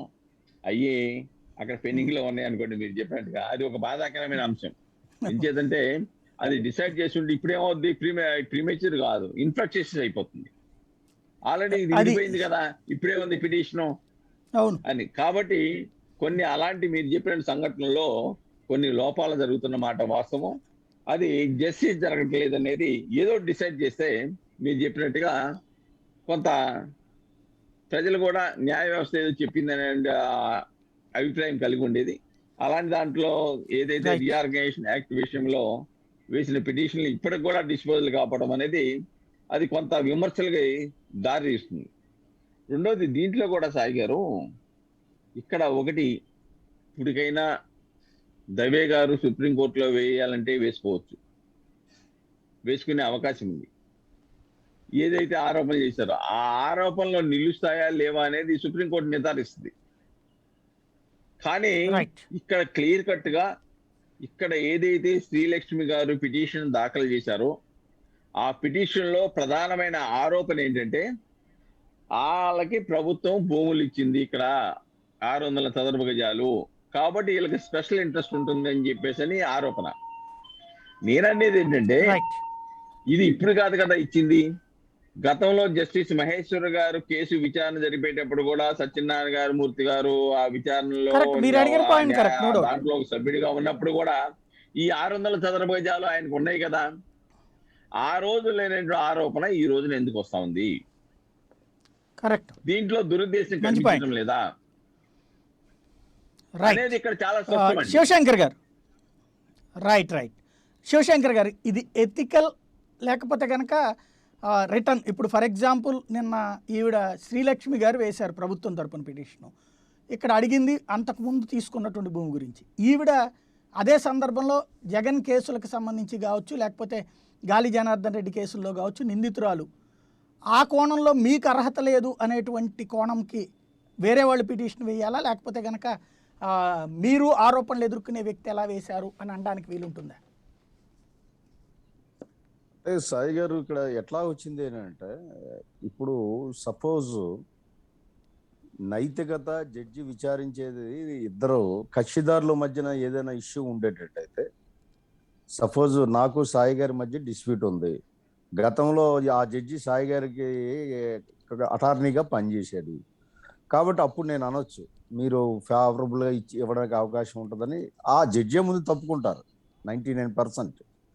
ఒకవేళ ఏ క్వశ్చన్ అయినా మర్చిపోయారు అనుకోండి, నేను బెంచ్లో మెన్షన్ చేస్తే ఎస్ ఇట్ ఈస్ కరెక్ట్ అని చెప్పేసి తప్పుకుంటారు. కానీ ఇక్కడ government policy, so the sites were allotted by the AP government, not in any individual government body. And the petitions, ఇప్పుడు ఈ case against the government policy. అసలు ఈ గవర్నమెంట్ తీసుకున్న పాలసీ సరి అయినదా కాదా, according to constitution or according to the law అన్న interpretation ఇస్తారు ఇక్కడ. సపోజ్ అది ఎవరు ఫైల్ చేశారు? శ్రీలక్ష్మి గారు. యాజ్ మీరు రైట్లీ పాయింటెడ్ అవుట్, శ్రీలక్ష్మి గారే చాలా కేసుల్లో నిందితురాలు. అంటే ఇది అంతా అనవసరమైనటువంటి రాద్ధాంతం చేసి ప్రజల్లో ఇది నాంచాలనా, లేదు అంటే జరుగుతున్నటువంటి పరిణామాలను ఇంకా ఎక్స్టెండ్ చేయాలన్నా. ఒకసారి రాజధాని ఇష్యూ తేలిపోయింది అనుకోండి సాయి గారు, ఏపీ డెవలప్మెంట్కి వెదర్ ఇట్ ఈస్ 3 రాజధానిస్ కరెక్ట్ అన్నారు అనుకోండి, ఓకే గుడ్. అమరావతి మార్చడానికి వీల్లేదు అన్నారు అనుకోండి, ఈ 2 రకాల జడ్జిమెంట్సే వస్తాయి కదండి. 3 రాజధానులు కరెక్ట్ అంటే ఎందుకు కరెక్టో చెప్పాలి న్యాయస్థానం. లేదు అమరావతి కరెక్ట్, ఇప్పుడు 3 రాజులు చేయడానికి వీలు లేదంటే ఎందుకు చెప్పాలి. Basing on arguments, evidence and constitutional ఇంటర్ప్రిటేషనే కదా జడ్జిమెంట్ చెప్తారు. ఇందులో ప్రైవేట్ ట్రాన్సాక్షన్స్ ఏం లేవు కదండి. సో అలాంటప్పుడు వాళ్ళిద్దరు గతంలో విన్నారు, అప్పుడు లేదు అభ్యంతరం, ఇప్పుడు వచ్చింది. ఇలా ఇప్పుడు తీసుకున్న పాయింట్ అయితే 14 మంది జడ్జిలు అయ్యేటప్పుడు మీరు ఒక పని చేసి ఉండవలసింది, ప్రభుత్వం ఢిల్లీ హైకోర్టుకు మార్పించవలసిందే, పిటిషన్ వేయవలసిందే. ఎందుకంటే అడ్వకేట్స్ అక్కడోలే కాబట్టి వాళ్ళకి కన్వీనియంట్గా ఉంటుంది. ఢిల్లీలోనే ఆర్గ్యూ చేస్తారు, మన వాళ్ళు వెళ్తారు, ఇంకా అక్కడ బాధ ఉండేది కాదు, ఈ రకమైనటువంటి చర్చకి తావు ఉండేది కాదు. జడ్జిల్ని మనం జ్యుడిషియరీ వ్యవస్థని మనం అబాస్పాలు చేసి వాళ్ళ ఇమేజ్ని డౌన్ చేయడం అన్నది కరెక్ట్ కాదండి. జ్యుడిషియర్లో కొన్ని లోపాలు ఉన్న వాస్తవం ఉన్నాయి. ఆ లోపాలు సరిదిద్దుకోవాలి. దాన్ని శాంక్టిటీని మనం కాపాడవలసిన బాధ్యత ప్రతి ఒక్కరి మీద ఉంది. ఈరోజు జ్యుడిషియరీ లేకపోయినట్లయితే ఈ ప్రజాస్వామ్యం ఎంత దేనిగా వెలసలదు. అంటే నేను ఎంతసేపు జడ్జిల మీద ఆరోపణలు చేస్తాను, జడ్జిల మీద ఇది చేస్తాను అని అంటే దానికి భవిష్యత్తు ఎత్తుగడ ఏదో ఉంది, భవిష్యత్తు పరిణామాలకి దీనికి ఏదో లింక్ ఉంది. ఆ లింక్ ప్రకారమే వీళ్ళు గతంలో చేస్తున్నారు, ఇప్పుడు చేస్తున్నారు, మున్ముందు కూడా వీళ్ళు చేస్తారని నేను అనుకుంటున్నాను సాయి గారు. అది కరెక్ట్ కాదు. దీనికంటే better you request the honourable court to shift to the Delhi high court. మీ దుష్యంత్ దవే గారు ఇంతవరకు రావక్కర్లేదు, దివాన్ గారు ఇక్కడ ఇంతవరకు రావక్కర్లేదు, అక్కడే ఢిల్లీలోనే వాదిస్తారు. రైట్. రెడ్డి గారు, ఏంటి మొత్తం న్యాయ వ్యవస్థనే అబాసు పాలు చేయడం, లేదంటే మీ భవిష్యత్ రాజకీయ వ్యూహాల కోసం న్యాయ వ్యవస్థని అడ్డు పెట్టుకోవడం అనేటువంటిదే? ఇప్పుడు న్యాయ వ్యవస్థని అభాసు పాలు చేయటం అనే పాయింట్ ఏమీ రాదండి ఇందులో సాయి గారు. ముఖ్యంగా సుప్రీంకోర్టు జడ్జిమెంట్సే ఉన్నాయి ఈ రెక్యూజల్ గురించి. ఒక జడ్జిమెంట్లో Ranjit Thakur versus Union of India, ఈ జడ్జిమెంట్లో లైక్లీహుడ్ ఆఫ్ బయాస్, పక్షపాతం జరిగే అవకాశం ఉంది అని చెప్పానని అనుమానం వచ్చినా ఈ రెక్యూజల్కి అడిగే అవకాశం ఉంది అని చెప్పానని సుప్రీంకోర్టే చెప్పటం జరిగింది. ఇలాంటి జడ్జిమెంట్లు, సుప్రీంకోర్టు జడ్జిమెంట్లు ఈ ఇష్యూ ఇది ఆంధ్రప్రదేశ్ ఇక్కడ జరగటం ఇదే ప్రథమం కాదు, ఇదే ఫస్ట్ కాదు, ఇదే లాస్ట్ కాదు.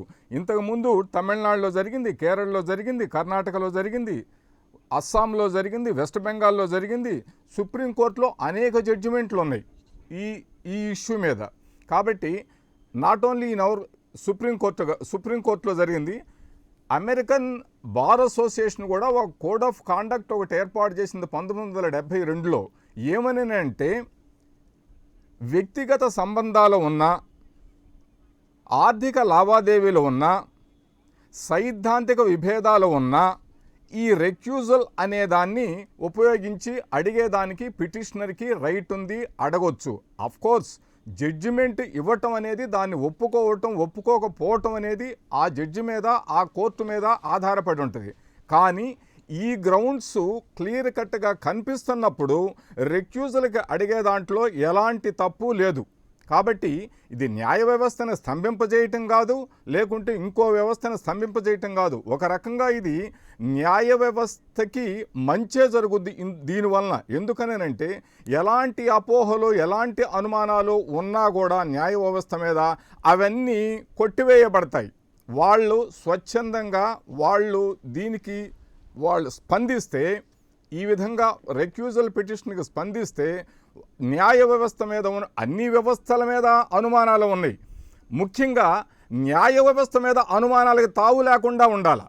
అనుమానాలకు తావు లేకుండా ఉండే విధంగా న్యాయమూర్తులే చర్యలు తీసుకోవాలి. ఇందులో ఆ న్యాయమూర్తులే వాళ్ళ విచక్షణాధికారానికే వదిలేయటం ఏంటంటే, ఇందులో వాళ్ళు ఈ విధంగా ఉండొచ్చా, ఎలాంటి ఇంట్రెస్ట్లు పిటిషనర్ కానీ, పిటిషనర్ తరఫు అడ్వకేట్ కానీ అలిగేట్ చేసినప్పుడు, మోపినప్పుడు వాళ్ళు ఇందులో ఉండొచ్చా, ఉండకూడదా అనేది వాళ్ళే నిర్ణయం చేసుకొని కరెక్ట్ డెసిషన్ తీసుకుంటే అప్పుడు ఈ న్యాయ వ్యవస్థ మీద ఉన్నటువంటి అపోహలు కానీ, ఈ క్లౌడ్స్ కానీ తొలగిపోయేదానికి అవకాశం ఉంటుంది.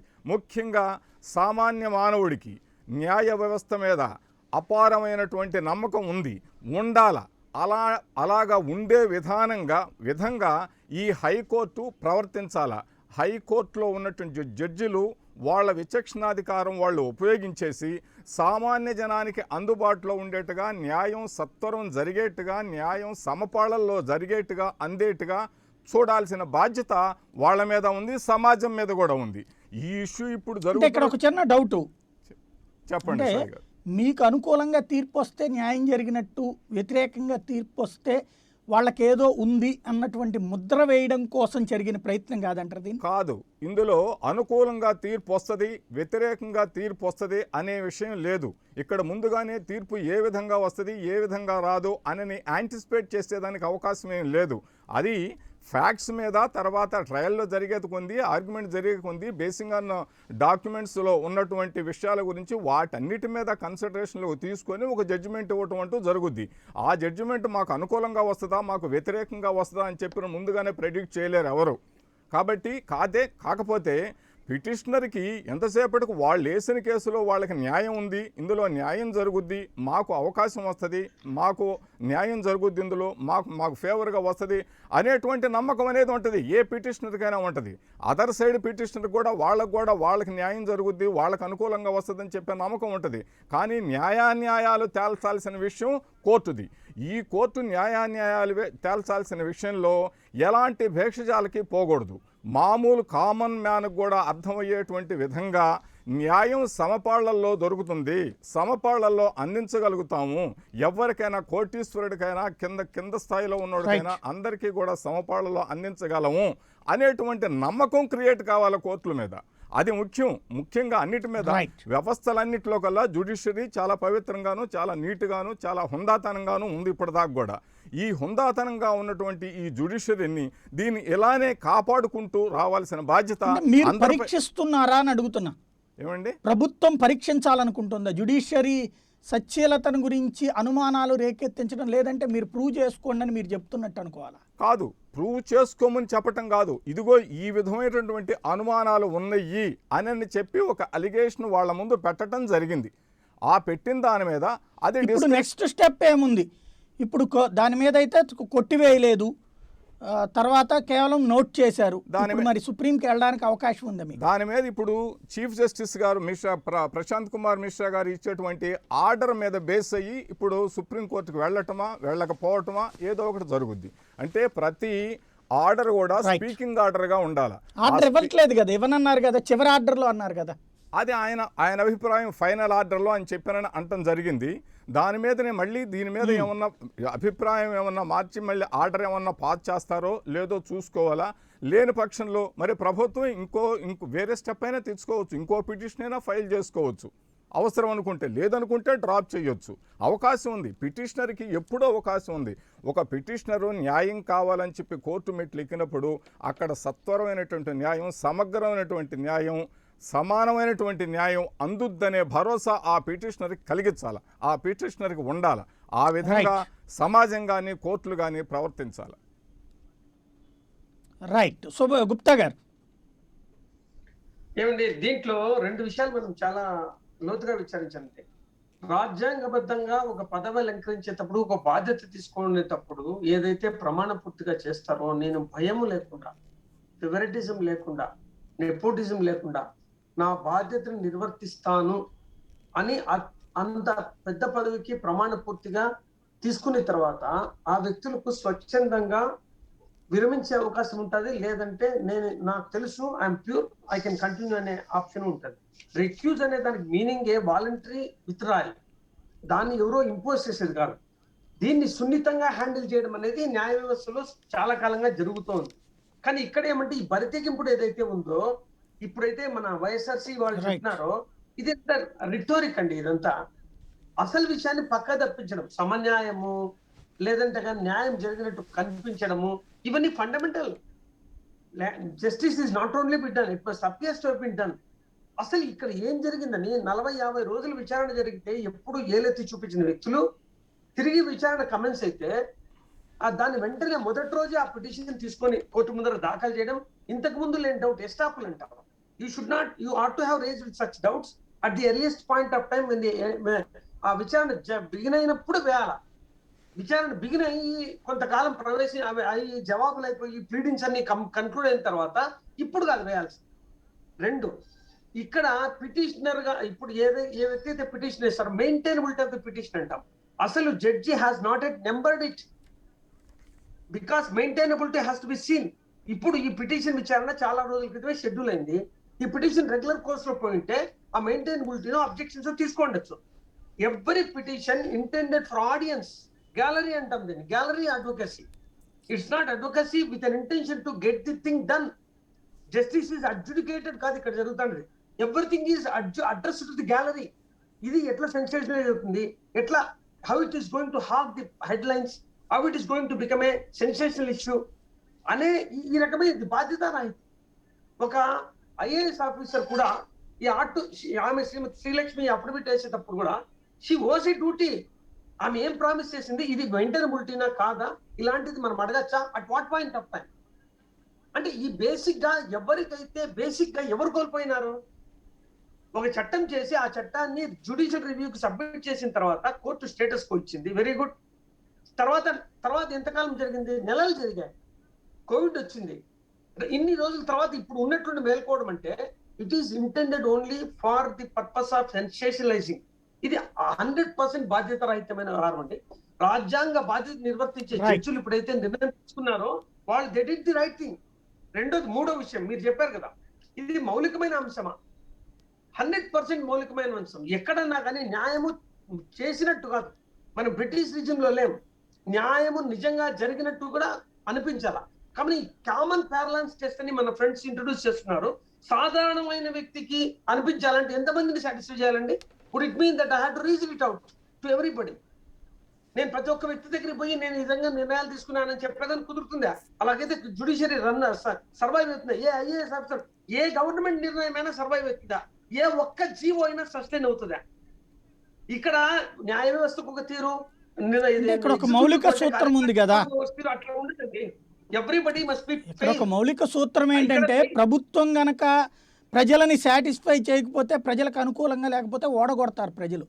దానికి ఒక ఎప్పటికప్పుడు జడ్జిమెంట్ ఇవ్వడానికి ప్రజలకు అర్హత ఉంది. ఇక్కడ అట్లా లేనప్పుడు దానికి సంబంధించి మరొక న్యాచురల్ జస్టిస్ ఏముంది? దీనికి కాదండి, ఏ నిర్ణయం ఫైనల్ కాదండి. ఈ దేశంలో ఇప్పుడుండే న్యాయ వ్యవస్థలో, ఇప్పుడుండే కాన్స్టిట్యూషన్ లో, ఇప్పుడుండే appellate bodies, revision, review, curative petitions, ఇంత ఉంటుంది హీరార్కీ. ఎవరి నిర్ణయం ఫైనల్ కాదు, ఏ బెంచ్ నిర్ణయం ఫైనల్ కాదు. ఎప్పుడు finality will acquire only when you could not exercise the option of appeal.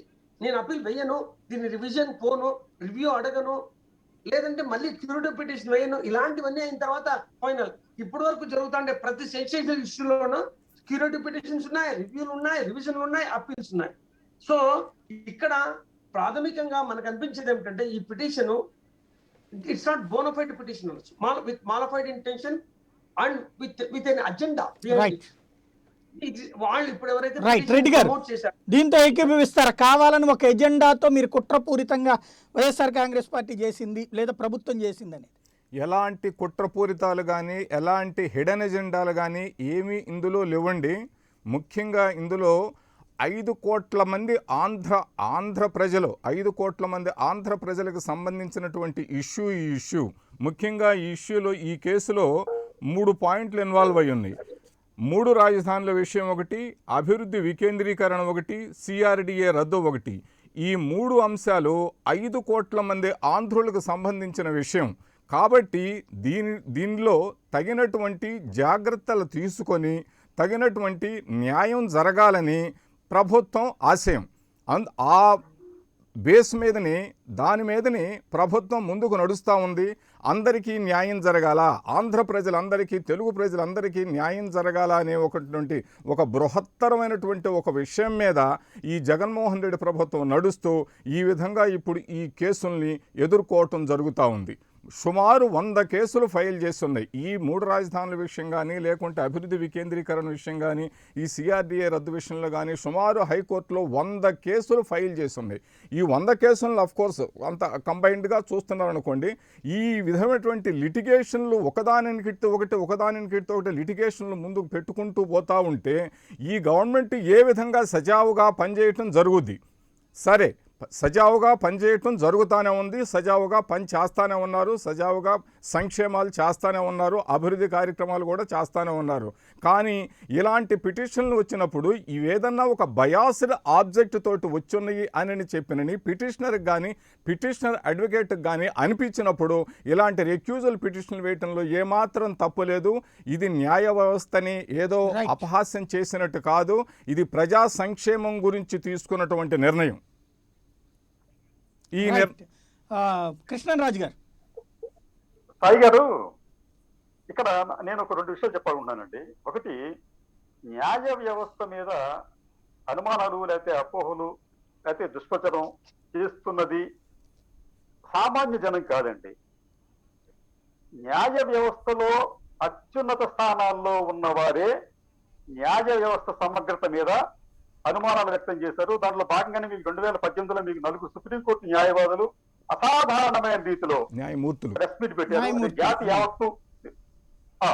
యావత్తు అని తెలిసిందండి. తర్వాత సుప్రీంకోర్టు జడ్జిగా పనిచేసిన జస్టిస్ రమాపాల్ గారు, ఆవిడ తన ఒక అద్భుతమైన పుస్తకం రాస్తూ దాంట్లో న్యాయ వ్యవస్థ 7 పాపాల 7 సీన్స్ 7 పాపాల వలయంలో చిక్కుకొని కొట్టు బిట్టాడుతోంది అని చెప్తున్నా. 7 కూడా చెప్పుకొచ్చాడు. ఆశ్రిత పక్షపాతం, అసమర్థత, ఫేవరెటిజం, ఇట్లా రకరకాల అన్నమాట. ఇట్లా 7 రకాలైన పాపాల్లో కొట్టుబిట్టాడని చెప్పన్నారండి. అట్లా కేంద్ర న్యాయశాఖ మంత్రిగా పనిచేసిన శాంతిభూషణ్ గారు అయితే సుప్రీంకోర్టు జడ్జెస్ లో ఇంతమంది అవినీతి పనులు అని చెప్పి ఆయన ఒక షీల్డ్ కవర్ ఇచ్చి దాని మీద ఎంక్వైరీ చేసుకోమని చెప్పన్నారు ఆయన. ఇట్లాగా మనం చెప్పడం కాదండి, ఇది న్యాయ వ్యవస్థలో ఉన్న పెద్దవారే, అత్యున్నత స్థానాల్లో ఉన్నవారే న్యాయ వ్యవస్థ సమగ్రత మీద అనుమానం వ్యక్తం చేస్తున్నారు. అదొకటండి. 2వ అంశం ఏంటంటే న్యాయ వ్యవస్థ, కార్యనిర్వాహక వర్గం, ఈ రెండింటికి సంబంధించి ఒక చిన్న మీకు మనం ఏమనుకుంటామంటే వీరిద్దరి మధ్య ఒక ప్రచ్ఛన్న యుద్ధం సాగుతుందని చెప్పి అనుకుంటాం. అది నిజంగా ప్రచ్ఛన్న యుద్ధమా కాదా అని చెప్పడానికి ఒక ఉదాహరణ ఏంటంటే, గత సంవత్సరం మీకు జగన్మోహన్ రెడ్డి గారి ప్రభుత్వం సుప్రీంకోర్టు జడ్జిగా ఉన్న ఆ వ్యక్తి మీద గత నెలలో విధంగా అనేక ఆరోపణలు చేస్తూ లెటర్ రాశారండి.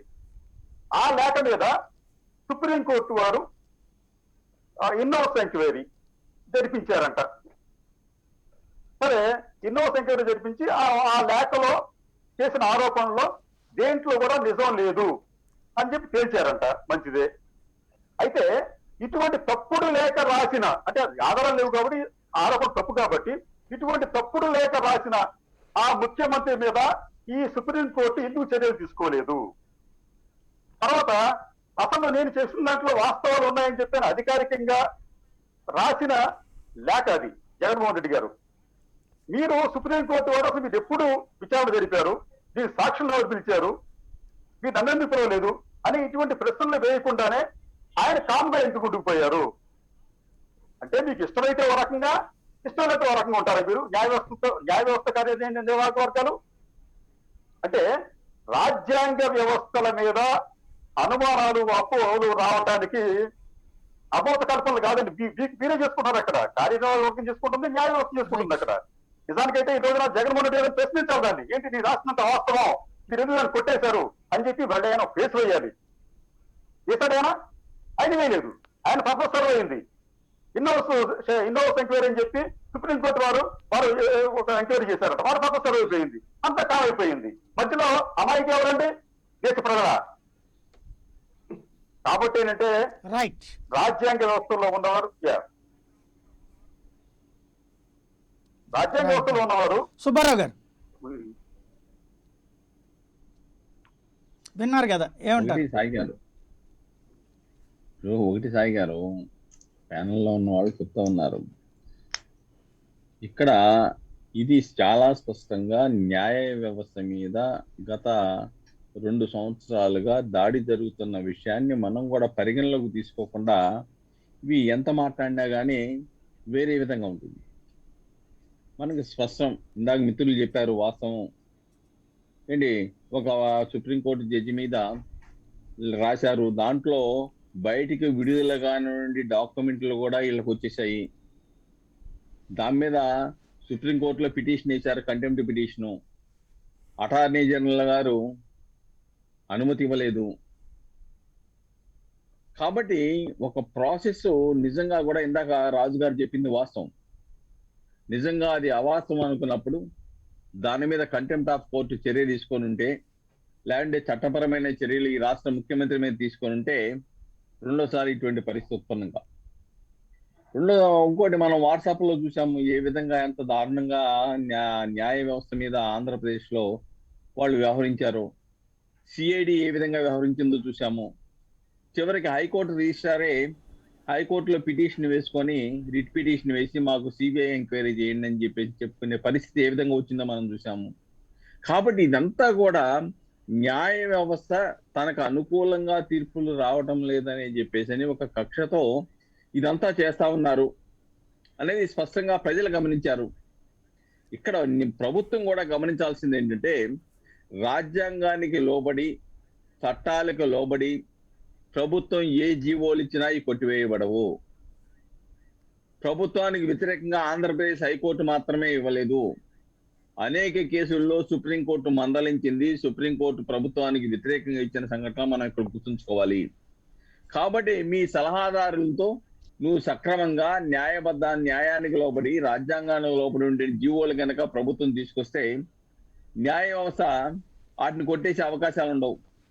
మీ దగ్గర లోపాలు పెట్టుకొని మీరు చట్టబద్ధత లేకుండా చేస్తూ జీవోలు, మీరు చట్టబద్ధత లేకుండా నిర్ణయాలు చేస్తూ ఈ రోజున మీరు న్యాయస్థానాలకు వస్తే ఆటోమేటిక్ గా కొట్టేస్తారు. చిన్న సందేహం అండి, ఏమండి, న్యాయ వ్యవస్థ అనేటువంటి దానికి పూర్తి విశేష అధికారాలు ఉన్నాయి రాజ్యాంగబద్ధంగా, నో డౌట్ ఎట్ ఆల్. చట్టం అనేటువంటిది అందరికీ ఒకటే రకంగా వర్తిస్తుందా? చట్టం ఒక్కొక్క చోట ఒక్కొక్క రకంగా మారుతుందా? ఫర్ ఎగ్జాంపుల్, మహారాష్ట్రలో బుల్లెట్ ట్రైన్ ప్రాజెక్టు కోసం భూమి కేటాయిస్తే అక్కడ చెట్లు పాడైతే 500 చెట్లు కట్ చేయాల్సి వస్తుందంటే పర్యావరణం ప్రాబ్లం అంటే పిటిషన్ వేస్తే ఆపివేయబడింది.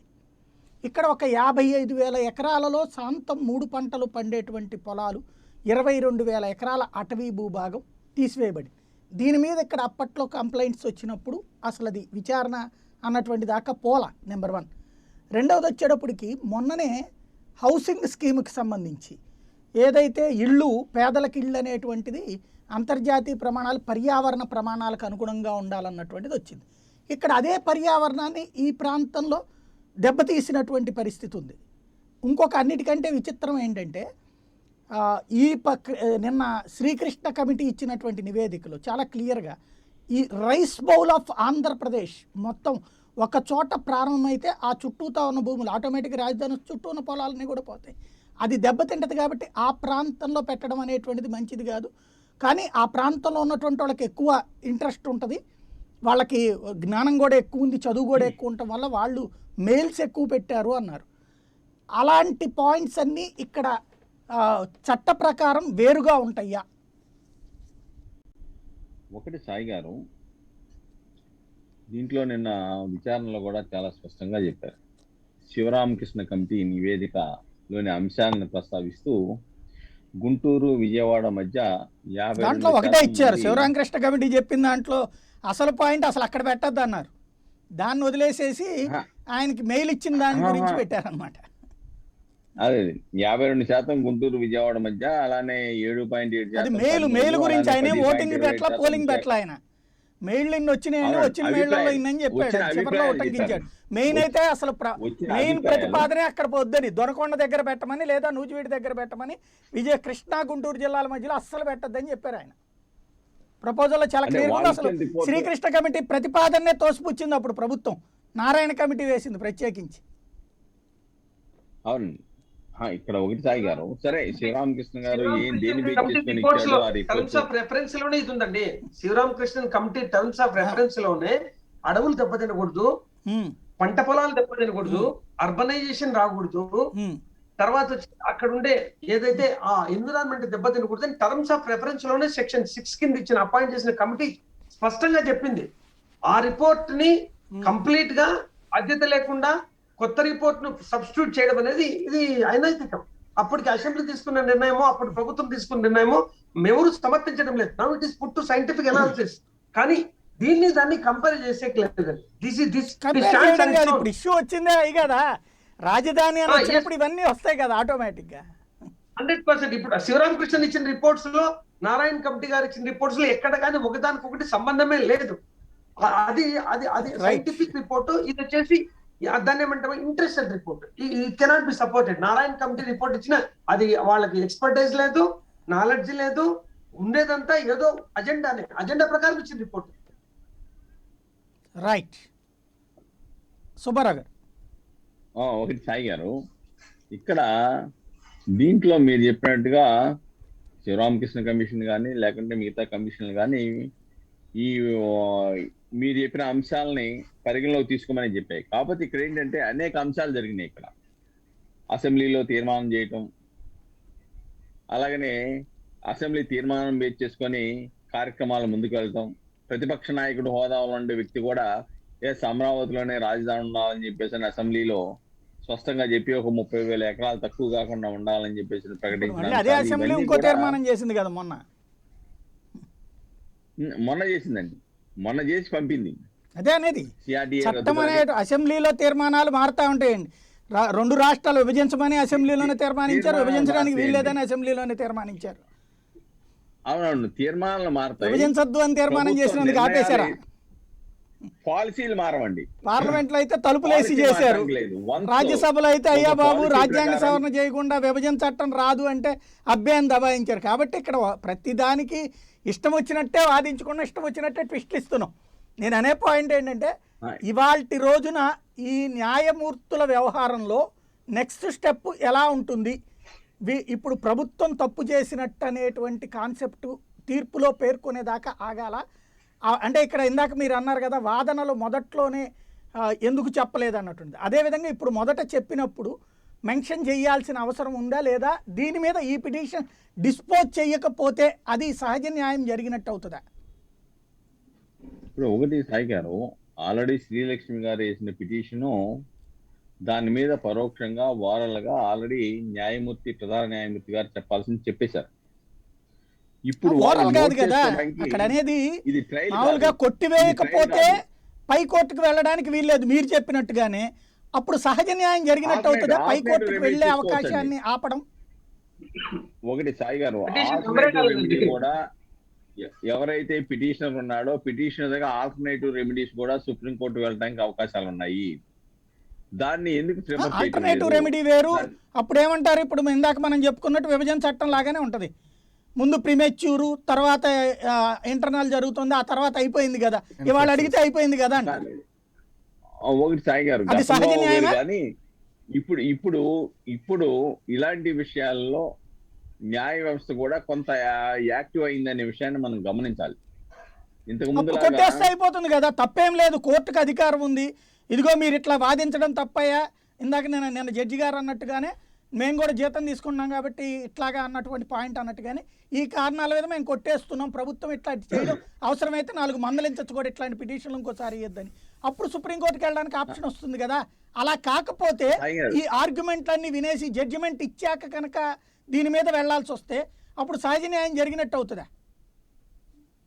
ఒకటి సాయి గారు, ఇప్పటికైనా నిజంగా చిత్తశుద్ధితో శ్రీలక్ష్మితో ప్రభుత్వం పిటిషన్ వేయించింది అనుకుంటే ఇప్పటికైనా ఈ కేసుని ఇక్కడ 14 మంది హైకోర్టు జడ్జెస్ ఈ యొక్క స్థలాలు తీసుకున్నారు కాబట్టి, గత ప్రభుత్వం ఇచ్చింది కాబట్టి ఈ ప్రభుత్వానికి వ్యతిరేకంగా తీర్పు వస్తుందనే అదే భావజాలంలో ఉంటే సుప్రీంకోర్టులో పిటిషన్ దాఖలు చేసి ఈ కేసుని వేరేగా రాష్ట్ర హైకోర్టుకి బదిలీ చేయమని చెప్పుకునే అవకాశం ఉంది. ఎందుకు ఆ పరిస్థితిని వాళ్ళు ప్రయత్నం చేయటం లేదు? పిటిషన్ వచ్చిందండి, ఇప్పుడు అది వెనక్కి తీసుకుని లెక్క. ఇంకా దాంట్లో మళ్ళీ అప్పీల్ పోవడానికంటూ ఏం no chance, it has already been close. అసలు నిజంగా కనుక ఇక్కడ నీకు అన్యాయం జరుగుతుందనే భావం కనుక ఉంటే నువ్వు కేసునే బదిలీ చేయించుకో. 14 మంది జడ్జెస్, ఏ జడ్జి వచ్చినా కానీ మాకు వ్యతిరేకంగా తీర్పు చెప్తాడు కాబట్టి వాళ్ళకి స్పెషల్ ఇంట్రెస్ట్ ఉందని చెప్పేసి అని కనుక భావజాలం ఉంటే నువ్వు డెఫినెట్ గా కేసుని బదిలీ చేయించుకో.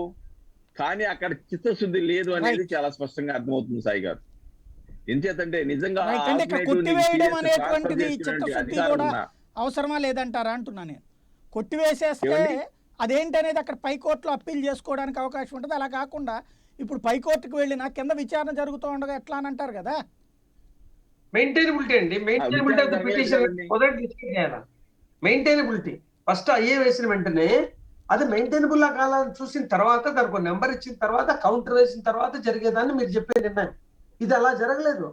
దాని ఏమంటామంటే all of a sudden nature petition చేస్తారా కామెంట్స్, రైట్? కాబట్టి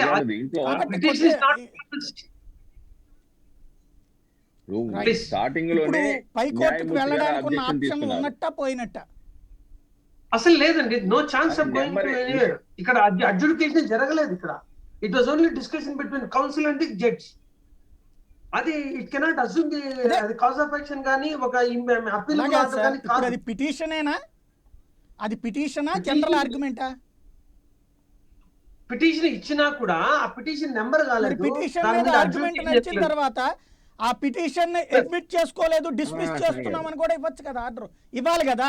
అది నెంబర్ అయిన తర్వాత ఇరు వర్గాలకు అవకాశం ఇచ్చిన తర్వాత జరిగే ప్రాసెస్ అండి. అది నెంబర్ కావాలి, ఇరు వర్గాలకు అవకాశం ఇవ్వాలి. అలాగే సార్, ఆరంభంలోనే ఇదిగోండి దీంట్లో మాకు ఈ కారణాల వల్ల అభ్యంతరం ఉందని, ఈ అభ్యంతరాలు తోసిపుచ్చుతున్నాను అనేటువంటిదైనా వెళ్ళాలి కదా అంటున్నా నేను. అలా కాకపోతే ఇలా నెంబరింగ్ వేయకుండా డైరెక్ట్ గా పిటిషన్ వేశారు కాబట్టి కొట్టివేస్తున్నాను అనేటువంటిది ఇవ్వక్కర్లేదా?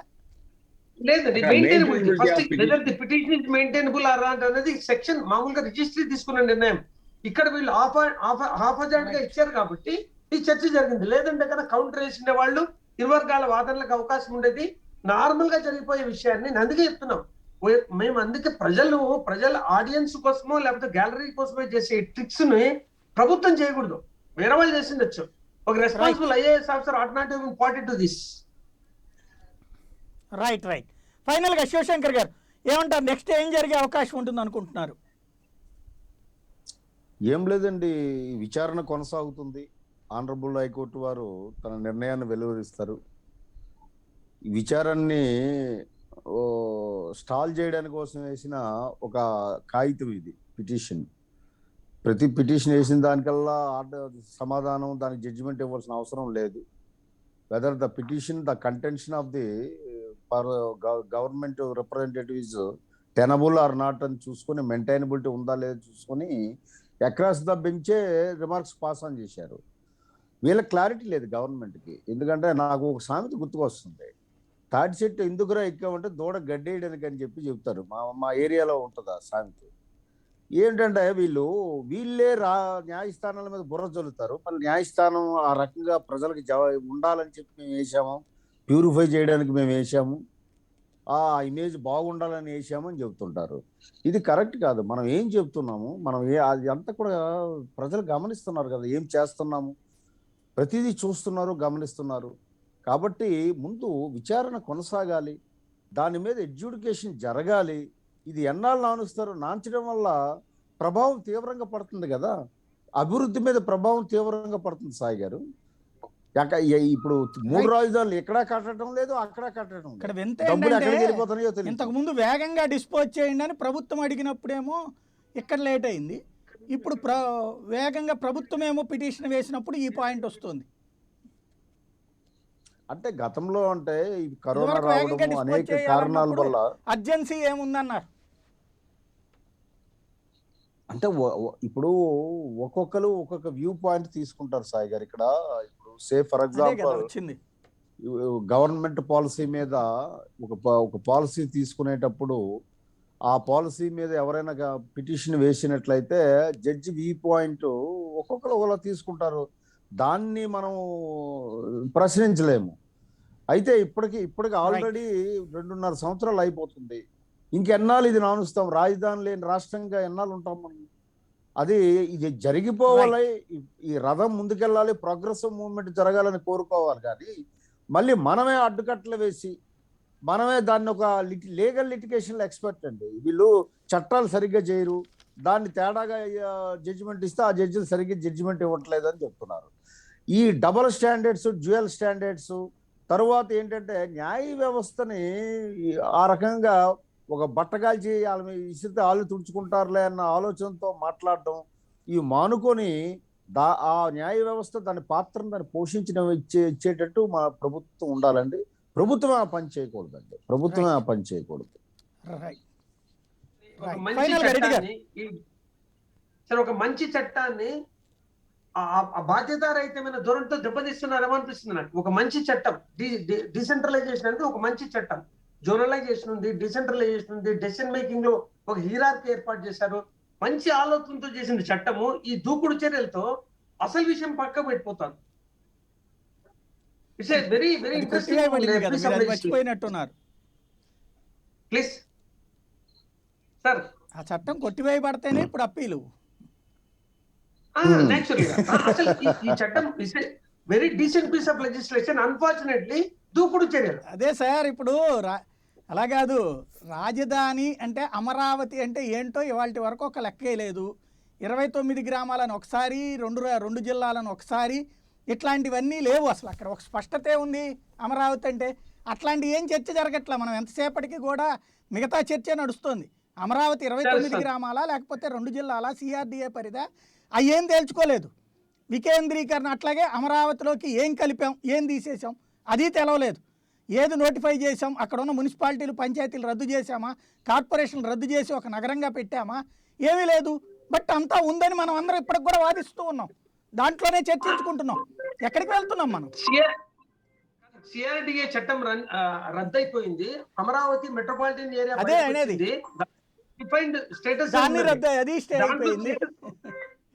అయిపోయింది. తర్వాత కొంత గందరగోళానికి గురైంది. అదే కదా ఏఎంఆర్డి అయింది. అసలు అమరావతి ఎక్కడుంది ఇప్పుడు? అమరావతి పట్టణమా, అమరావతి పల్లె, అమరావతి నగరమా, అమరావతి కార్పొరేషనా, అమరావతి మెట్రో సిటీనా, బెజవాడ ఉందా, గుంటూరు ఉందా? మన పత్రికల్లో సిటీ ఎడిషన్లో అమరావతి అని ఉంటుంది. ఇప్పుడు అమరావతి అంటేనేమో ఆ ఊరే ఉంది, ఇంకొకటి ఎక్కడా లేదు. వెలగపూడిగానే ఉంది, తాడేపల్లిగానే ఉంది, బెజవాడగానే ఉంది, గుంటూరుగానే ఉంది. బట్ మనందరం కూడా మేధావులమే, చాలా పర్ఫెక్ట్ గా ఆలోచిస్తున్నాం. ఎక్కడికి పోతున్నాం మనం? అమరావతి ఒక ఊహ, ఒక మంచి ఊహ. మరి ఏంటి, ఏ వైపుకి వెళ్తున్నాం మనం? రైట్, మంచి పాయింట్. ఫైనల్ గా రెడ్డి గారు చెప్పండి. సాయి గారు ఏమంటారు? ఫైనల్ గా ప్రభుత్వం ఇక ఎప్పటికన్నా న్యాయ వ్యవస్థతో లిటిగేషన్లు కాకుండా పరిష్కారం దిశగా వెళ్తుందా? ప్రతిసారి పరిష్కారం వచ్చే టైంలో మీరు లిటిగేషన్కి వెళ్ళడం వల్ల మళ్ళీ మొదటకు వస్తుంది, రాష్ట్ర భవిష్యత్ అనేది అయోమయంలో పడుతుంది. మీ హయాంలో ముందుకి వెళ్ళక వెనక్కి వెళ్ళక ఎక్కడదక్కడ కూర్చుంది అన్నటువంటి పాయింట్కి ఏమంటారు? ఇక్కడ ఒక్క విషయం గుర్తుంచుకోవాలి సాయి గారు. ఇక్కడ ఇప్పుడు దాకా మిత్రులందరూ మాట్లాడిన దాంట్లో ప్రభుత్వం ఏమో ఈ న్యాయ వ్యవస్థ మీద ఏవేవో అలిగేషన్లు చేస్తుంది అని చెప్పానని అంటున్నారు.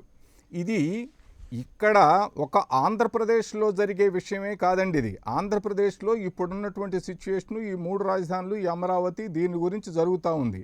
ఈ విధంగా న్యాయ వ్యవస్థ మీద ఉన్నటువంటి అనుమానాలు కానీ, క్లౌడ్స్ కానీ ఏమన్నా వాటిని ప్రశ్నించే అధికారం ప్రతి వాడికి ఉంటుంది. ఆ విధంగా మన పక్క రాష్ట్రమైనటువంటి తమిళనాడులో నిన్నగాక మొన్న సుప్రీంకోర్టు కొలీజియం ఎన్వి రమణ ఆధ్వర్యంలో ఉన్నటువంటి సుప్రీంకోర్టు కొలీజియం ఒక order, of course administrative order pass చేస్తే, ఆ పాస్ చేసిన ఆర్డర్ మీద 237 మంది మెడ్రాస్ హైకోర్టు అడ్వకేట్స్ దాని మీద అబ్జెక్షన్ రైజ్ చేసి సుప్రీంకోర్టు కొలీజియంకి ఒక లెటర్ రాయటం అంటూ జరిగింది. ఆ లెటర్లో ఏమని మెన్షన్ చేశారంటే వాళ్ళు, ఈ ఆర్డర్లో, ఈ అడ్మినిస్ట్రేటివ్ ఆర్డర్లో పారదర్శకత లేదు, నిష్పాక్షికత లేదు అని చెప్పి మెన్షన్ చేశారు. ఈ విధంగా పారదర్శకత కానీ, నిష్పాక్షిత కానీ, లేదా వన్ సైడ్ బెండింగ్ కానీ ఇలాంటివి ఏవైనా సరే ఎంతటి ఉత్తములైన, ఎంతటి పెద్ద స్థాయిలో ఉన్న వాళ్ళ దగ్గర జరిగినా సరే ప్రశ్నించే అధికారం ప్రతి వ్యక్తికి ఉంటుంది. ముఖ్యంగా పిటిషన్ తోటి కోర్టు ముందుకి న్యాయం జరగాలని వచ్చినప్పుడు, ఆ పిటిషనర్కి ఏమైనా అనుమానం ఉన్నప్పుడు వాళ్ళు క్వశ్చన్ చేసే అధికారం తప్పనిసరిగా ఉంటుంది. అది తీర్చటమా, తీర్చకపోవటమా, లేకుంటే కోర్టు ఒప్పుకోవటమా, ఒప్పుకోకపోవటమా, అది కోర్టు విచక్షణాధికారం, వాళ్ళ డిస్క్రిప్షన్ అది. అంతేగాని 237 మంది హైకోర్టు అడ్వకేట్స్ క్వశ్చన్ చేస్తున్నారు కొలీజియం నిర్ణయాన్ని. ఇది ఇక్కడ పారదర్శకత లేదు, నిష్పాక్షికత లేదు అని చెప్పానని. అఫ్కోర్స్ ఒక మెడ్రాస్ చీఫ్ జస్టిస్ బెనర్జీని ట్రాన్స్ఫర్ చేసిన విషయంలో ఈ విధానం జరిగింది. ఈ విధంగా వెస్ట్ బెంగాల్ నుంచి కూడా జరిగినాయి. ప్రతి రాష్ట్రం నుంచి, ఆల్మోస్ట్ ఆల్ ఇండియాలో ప్రతి రాష్ట్రం నుంచి ఈ విధంగా ఏదో ఒక సందర్భాల్లో జరుగుతూనే ఉన్నాయి. అంత మాత్రాన న్యాయ వ్యవస్థ మీద ఏదో దాడి చేశారు, న్యాయ వ్యవస్థ మీద ఏదో అపోహలు చల్లుతున్నారు, లేకుంటే బురదలు చల్లుతున్నారు అని చెప్పిన అనుకోవాల్సిన అవసరం ఏమాత్రం లేదు. ఉన్నటువంటి ప్రజల్ని, ఈ ప్రజలు ఎన్నుకున్నటువంటి ప్రభుత్వం ఇది. ఈ ప్రభుత్వం ఈ ప్రజలకు జవాబుదారీ. ఈ ప్రజలకి న్యాయం జరుగుతుంది, మా ప్రభుత్వంలో న్యాయం జరుగుద్ది, అలాగే న్యాయస్థానంలో కూడా న్యాయం జరుగుద్ది అనేటువంటి భరోసా కల్పించాల్సిన అవసరం కూడా ఈ ప్రభుత్వం మీద ఉంది. కాబట్టి దానికి అనుగుణంగానే చట్టం పొందుపరిచినట్టుగా చట్టంలో ఉన్నటువంటి వెసులుబాటును ఉపయోగించుకుంటూ, దాంట్లో ఉన్న అవకాశాలని ఉపయోగించు క్లియర్ కట్గా ఇది సెక్షన్ 479లో క్లియర్ కట్గా ఉంది. ఏ మ్యాజిస్ట్రేట్ కానీ, ఏ జడ్జి కానీ ఏదైనా బయాసర్ కానీ, లేకుంటే పర్సనల్ ఇంట్రెస్ట్ కానీ ఏదైనా ఉన్నప్పుడు ఇట్లా రెక్యూజర్గా పిటిషన్ ఫైల్ చేసుకోవచ్చు అని చెప్పి క్లియర్ కట్గా ఉంది. బట్ అక్కడ డెసిషన్ ఇచ్చేది అనేది description, government description, of course judge court description అది. అంతేగాని ఇందులో ఏ గవర్నమెంట్ కానీ, ముఖ్యంగా ఈ గవర్నమెంట్, ఈ ఆంధ్రప్రదేశ్లో ఉన్నటువంటి గవర్నమెంట్ న్యాయ వ్యవస్థ మీద ఏదో దాడి చేస్తుంది, లేకుంటే న్యాయ వ్యవస్థను ఏదో చేస్తుంది అనేటువంటి ఒక అపోహ కలిగిస్తున్నారు మిత్రులు మాట్లాడుతూ. కానీ అది కేవలం అబద్ధం, అది మంచి పద్ధతి కాదు. కేవలం ప్రజా ప్రయోజనాల దృష్ట్యాని ఈ ప్రభుత్వం న్యాయస్థానాలతో పోరాటం జరుపుతూ ఉంది. న్యాయస్థానాలు కూడా న్యాయస్థానాలతో పోరాడుతున్నారని ఒప్పుకుంటారా? న్యాయస్థానాల్లో వచ్చిన పిటిషన్లు 100 పిటిషన్లు వచ్చిన ఎప్పటికీ న్యాయస్థానాల దగ్గర పోరాటం వేరు, న్యాయస్థానాలతో పోరాటం వేరు. న్యాయం కోసం న్యాయస్థానాల్లో పోరాడుతుంది. న్యాయం కోసం న్యాయస్థానాల్లో పోరాడుతుంది. అది ప్రజల న్యాయస్థానాలతో పోరాడకండి, న్యాయస్థానాలతో కాదు, న్యాయం కోసం న్యాయస్థానాల దగ్గర న్యాయస్థానాల్లో ఉంటుంది. న్యాయం జరిగే విధానం అంతా అక్కడ ఉంటుంది. కాబట్టి అక్కడ నుంచి ఆ న్యాయం. థ్యాంక్ యూ అండి. పివి రెడ్డి గారు, శివశంకర్ గారు, సుబ్బరాజ్ గుప్తా గారు, ముప్పాళ్ళ సుబ్బారావు గారు, కృష్ణరాజు గారు, ఇది పరిస్థితి. న్యాయం జరిగిందా, జరుగుతుందా, జరగటం లేదా, ఇది ఎవరి వాదనలు వాళ్ళకుంటాయి. కానీ న్యాయస్థానం ఇచ్చిన తీర్పే ఫైనల్. కింద నుంచి పై స్థాయి దాకా అప్పీళ్ళకి అవకాశం ఉంది. ఆ అప్పీళ్ల తర్వాత తుది తీర్పే న్యాయం. దాన్ని కాదనడానికి ఎవరికీ అర్హత లేదు. అదే సందర్భంలో అనుమానాలు వ్యక్తం చేసే అధికారం ఉన్న, అనుమానాల్ని తోసిపుచ్చే అధికారం కూడా న్యాయస్థానానికి ఉన్నటువంటి నేపథ్యంలో తర్వాత పైకోర్టుకి వెళ్ళేటువంటి అవకాశం లేకపోయినప్పుడు ఉండే పరిస్థితి ఏంటి అన్నది ఇప్పుడు తేలాల్సి ఉంది. ఏం జరుగుతుందన్న చూద్దాం. ఇది అంశానికి సంబంధించి తాజా అప్డేట్తో సరికొత్త బులెటిన్ మరి కాసేపట్లో మీ ముందు ఉంటుంది. చూస్తూనే ఉండండి ప్రైమ్.